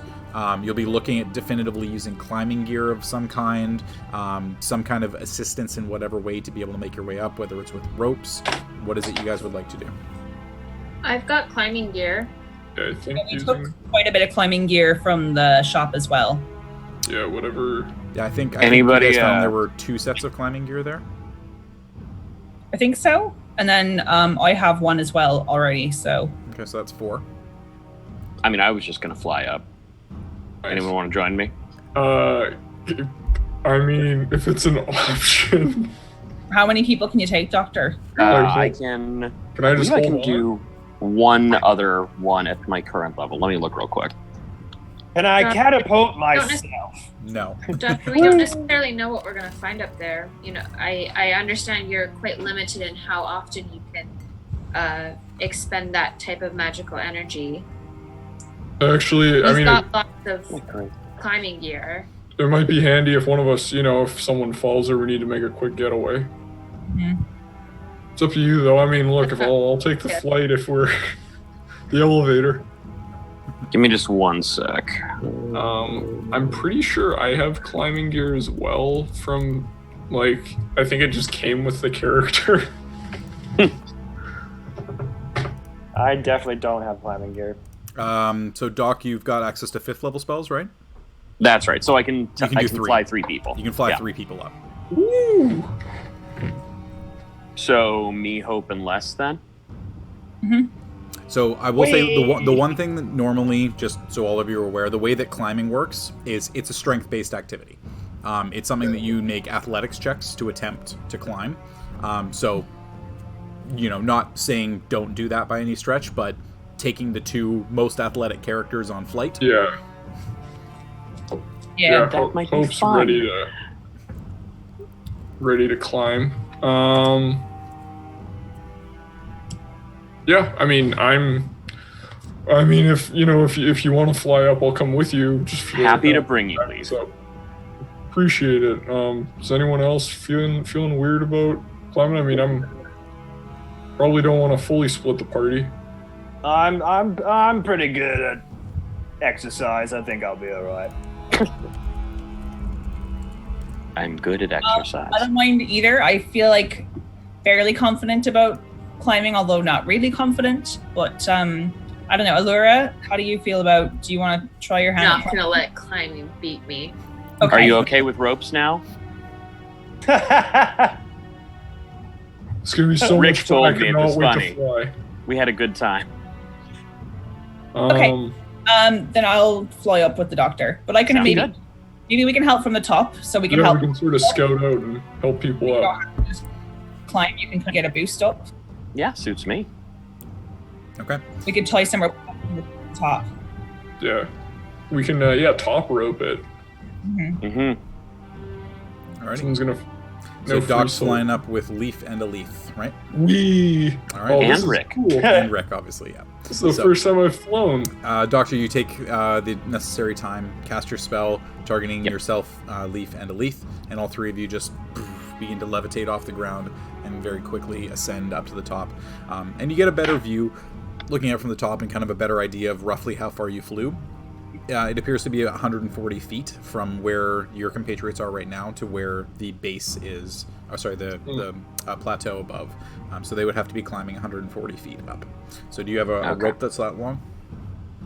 I know I've got a 50-footer. We can probably tie that to another. If anyone else has a 50-footer. I believe I've got a 50. Yeah, shouts out to D&D Beyond. That's all. I've got a 20, but specifically hempen rope. Yeah. So, we can, Mine's- So, altogether? I ain't got It's- nothing. So pitch it together. it's 150 altogether. Yeah, I think so. Okay. All right. So all of you tying the ropes off as best you can, making sure that you've got the knots nice and tight, and you kind of toss the gigantic bundle of rope, and it just falls down to the side of the mountain. You guys want to find an anchor point up top? Yes. Yeah, we should probably do that. All right. So your climber's kit does come with pitons that you can use for that. So I'll get you. Who wants to hammer the pitons? Oh, I into do the have ground? Dungeoneer's pack. Never mind. I won't do that. 'Cause I'm Probably Leaf, huh? Yeah, probably me. You okay? Yeah. All right. So He's a Leaf, big, you take strong boy. one of the hammers that's included with the climber's kit, and you start to hammer the pitons into the ground. Go ahead and just make a, I will say athletics check for this. Cool. Or no, this will be straight strength. Sorry. Oh, okay. Sweet. Oh, nice. I did better on that one. 21. 21. Yeah. Without much of an issue, you managed to find 3 really nice areas and create yourself almost little boat cleat that you can easily start to tie all of the ropes around with a good amount of time. You lose, maybe 3 feet of the rope or so tying everything around, but you've got a really solid, sturdy rope that's there now, and you're able to toss it over the edge. So with that, with the 3 Alright. characters down below, you Leaf guys leans over and yells, "Climb on!" climbing. For those of That's, us who ever went to the edge as kids. Should set to it's base 5 now, but yeah. Right. All right, so with the 3 of you down at the bottom, you guys are going to have your climbing gear installed, so you're kind of hooking all of the pieces up. And the way that climbing gear works, essentially, is that you anchor yourself, and from that anchor point, you can only move 25 feet. But if you move 25 feet and you fall, you're only falling 25 feet, and it catches you, so you don't actually end up taking any damage. All right. Sorry. You do still take damage, but you take much less damage. You're not 100 feet up and you fall 100 feet down, kind of thing. So with you guys starting out at the bottom, you anchor yourself, or you don't need to anchor yourself until you hit the 25-foot mark. So I'll get Les, Allura, and Hope to please make athletics checks for me. Hope's like fully chalked up, just like ready to go. Noel, on belay on. Eating a bunch of Clark bars. Athletics, let's go. Okay. All right. So We're handing out gorp to everyone. Allura, athletics check. 8. 8. All right. Les, Natural 19, so that's a 27. 27. Hope, That's a natural 15, so 23. 23. So Les and Hope leading the way, leading the charge, getting everything in. Peton's Doing going that. in, and Allura, you're like, I got this. SWAT style. And you make your way 10 feet, 15 feet up. You're kind of with them a little bit, and then you reach up and you grab onto one of the knots at the near the end of the rope. And the knot just starts to undo a little, and your hand starts to slip, and you just tumble back down to the bottom again. You don't take any damage because you didn't make it up past the 25-foot mark, but Les and Hope have now ascended to 25 feet up, and you're having to restart. Like that, it's like every Mario Party game. All right, so with Les and Hope, you guys anchor yourselves with those pitons, and you're able to traverse another 25 feet. I'll get all of you 3 to roll athletics checks for me again, please. Cool. My next character is just going to be a paladin, goddamn. All right, Allura, Natural 1, so that'll be a 0. it'll be a 0. No, Okay, The rope Les. curse continues. I got a 19. 11 19. plus 8. And Hope. Hope got 18. 18. So again, Hope and Les really making their way up, and they're now 50 feet up, securing their second peat, and they look back down, and Allura, you're just not able to find a foothold. It feels like the rope is starting suddenly to get slick. Your hands just really aren't able to make any purchase on it. It's a little bit tough for you right now. But they're 50 feet up and continuing to climb. I'll get you guys to make athletics checks for me again, please. Me as well? Yep. That's every 25 feet. It feels like weirdly realistic, like they're getting less and less good as it keeps going. Hope. That's a 17. 17. Les. 21. 21. Allura. Oh, nice. 4. 4. Oh, no. At this point, Allura, your shoulders are starting to give out. You're not really able to find any purchase on the rope. It is getting beyond frustrating. And then on the third try, you get a good 15 feet up, and you start to kind of feel like you're going to make some purchase, and then your hands just suddenly lose grip, and you find yourself just sliding down the rope, and you can feel the blood streaking on the rope as you get rope burns sliding all the way down. At this point, you're at the situation with 3 failures that you're not able to climb the rope, unfortunately. That's the maximum failures. So we're continuing on with less than hope. I'll get you guys to make athletics checks for me again. You're 75 feet up at this point. Cool. Okay. All that tough mud paid off. I got a 20. Or Hope got a 20. Got a 10, so 18. 18, okay. So with the 2 of you, 75 feet becomes 100 feet. And then for the last push to get yourselves right up to the very top, go and make your final check. Oh, yeah, let's go. That's a 26. 26. Feeling you're just getting a little less. 17, so 25. 25. Yeah, the 2 of you at this point, you're racing each other. You've let go of the belay rope, and you're just tacking Petons in, roping around really quick. And for the last 15 feet above that 125 mark, you're just screw it. It's just free soloing, grabbing handholds, getting up to the top as quick as you can as you pull yourselves over to the edge of the top. And then you kind of instinctively with that. So Hope got a 27, right? 26. 26. So Hope just barely edges it out, and then just kind of swats Les's hand away from the top. But with the race, with you guys really egging each other on, you kind of look back down and expect to see Allura, and then you realize that she is on the ground, blood kind of on her hands, looking. Oh shit! I would have walked back just straight into the forest. Yeah. Yep. So, well, it's not a walk back. It's like a 2-hour trip to get back to the forest. We can see her just like dipping. Yeah. Allura, where are you going? Go. You guys are like 200 feet up, so I'm just gonna turn around and just have a little walk by myself. Okay, well, if you walk down, you're gonna have to make the check to come back up, though. That's the thing, because remember you had to walk up all that shale to get to the top, and so it's very slippery. So if you walk down, you're gonna have to walk all that back up again. No, I would have like ran at it and like slid, like kind of like made like a skateboarding slide down. Okay, so how far down do you want to go? Just to where I can like go and sit by myself while they go and hang out in the caves, and then We're just chilling in the cave. Hey, we're up in the cave. Gonna pop a squat here. So you're just staying by yourself down at the bottom while they're doing everything? Okay. Yep. All right. Well, with the 5 of you up at the top, Doc, Leith, and Leaf, you guys have had a little bit of a chance to kind of survey while waiting for the rest of them to traverse. It's taken, a good 10 minutes or so for them to get up to the top. Nothing too long by any stretch. But you guys have had a bit of a chance. And you see that behind you there is a fairly large, wide open cave mouth. It's, about 100 feet or so away from the edge of the plateau. Looks to be about 60 feet, 70 feet across. Pretty substantial, but it leads just into darkness, and then you can see it kind of starting to snake a little bit as you get further in. I don't know if we should leave Allura down there. Can't we just, someone fly down there and grab her and bring her back up? Give her some time to... It's not very easy to be not good at something when you're normally so good at other things. Maybe just give her a little bit to cool off, and then we can go. Anyone knows that? That's me. That's for sure. Mm-hmm. I'm sure. But then maybe Doc can good at everything. Grab her and bring her back up. Do we have enough? If she wants to. She didn't seem very keen on flying earlier. Fair enough. You don't have to force anyone to do anything they don't want to. So. Mm-hmm. Yeah, maybe just give her a little bit. Leaf could always send her a message. Yep. Absolutely. Can, yeah. Mm-hmm.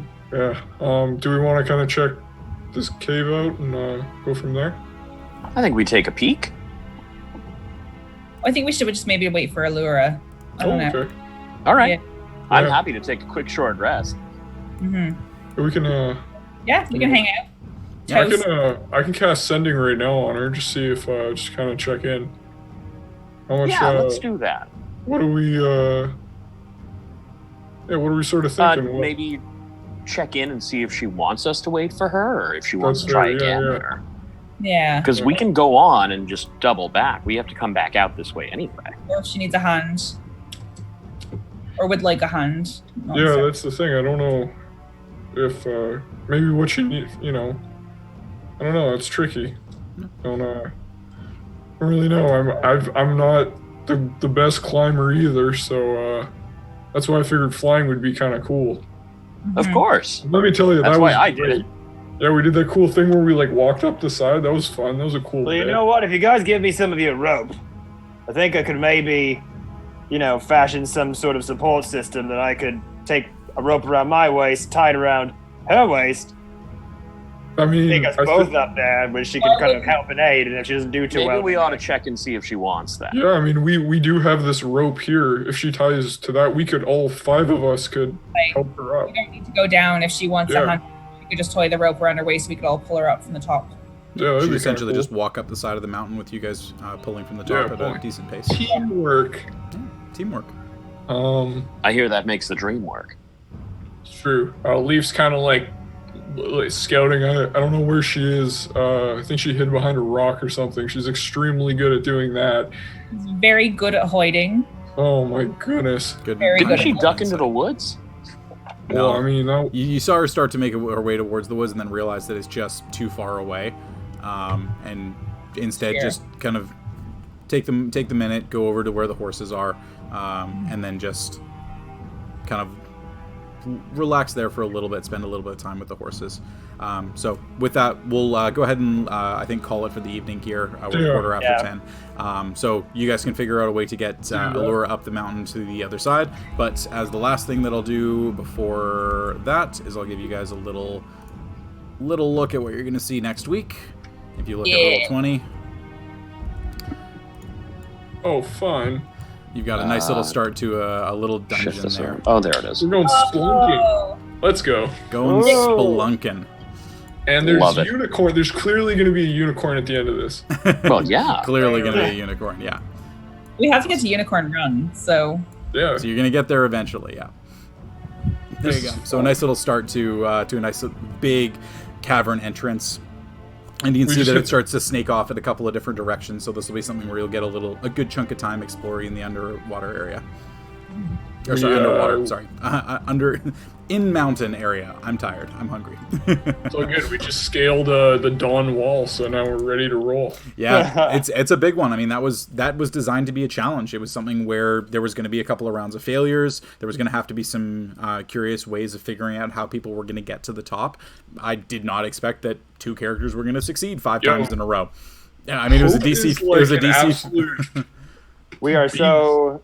Yeah. We're obsessed with our competition with each other. It just fueled us to go even harder. Yeah, I mean, and the DC was not low on that. It was a DC of 14. So you Oh, guys- actually? yeah, so you guys actually succeeded every single time. It was crazy. Shit. But yeah, so with that, we're going to go ahead and wrap things up there. Thank you guys so much in the chat. Appreciate you guys sticking around. Congratulations again, Zach Sonra, for winning the dice. I'm going to go ahead and send you a message after this. We'll get your information, let you pick whichever set of dice you would like to use. And with that, we're going to go ahead and wrap up for the evening. Thank you guys so much. All right. We love you for sticking around, and we will see you here, same time, same place. Bye. Bye.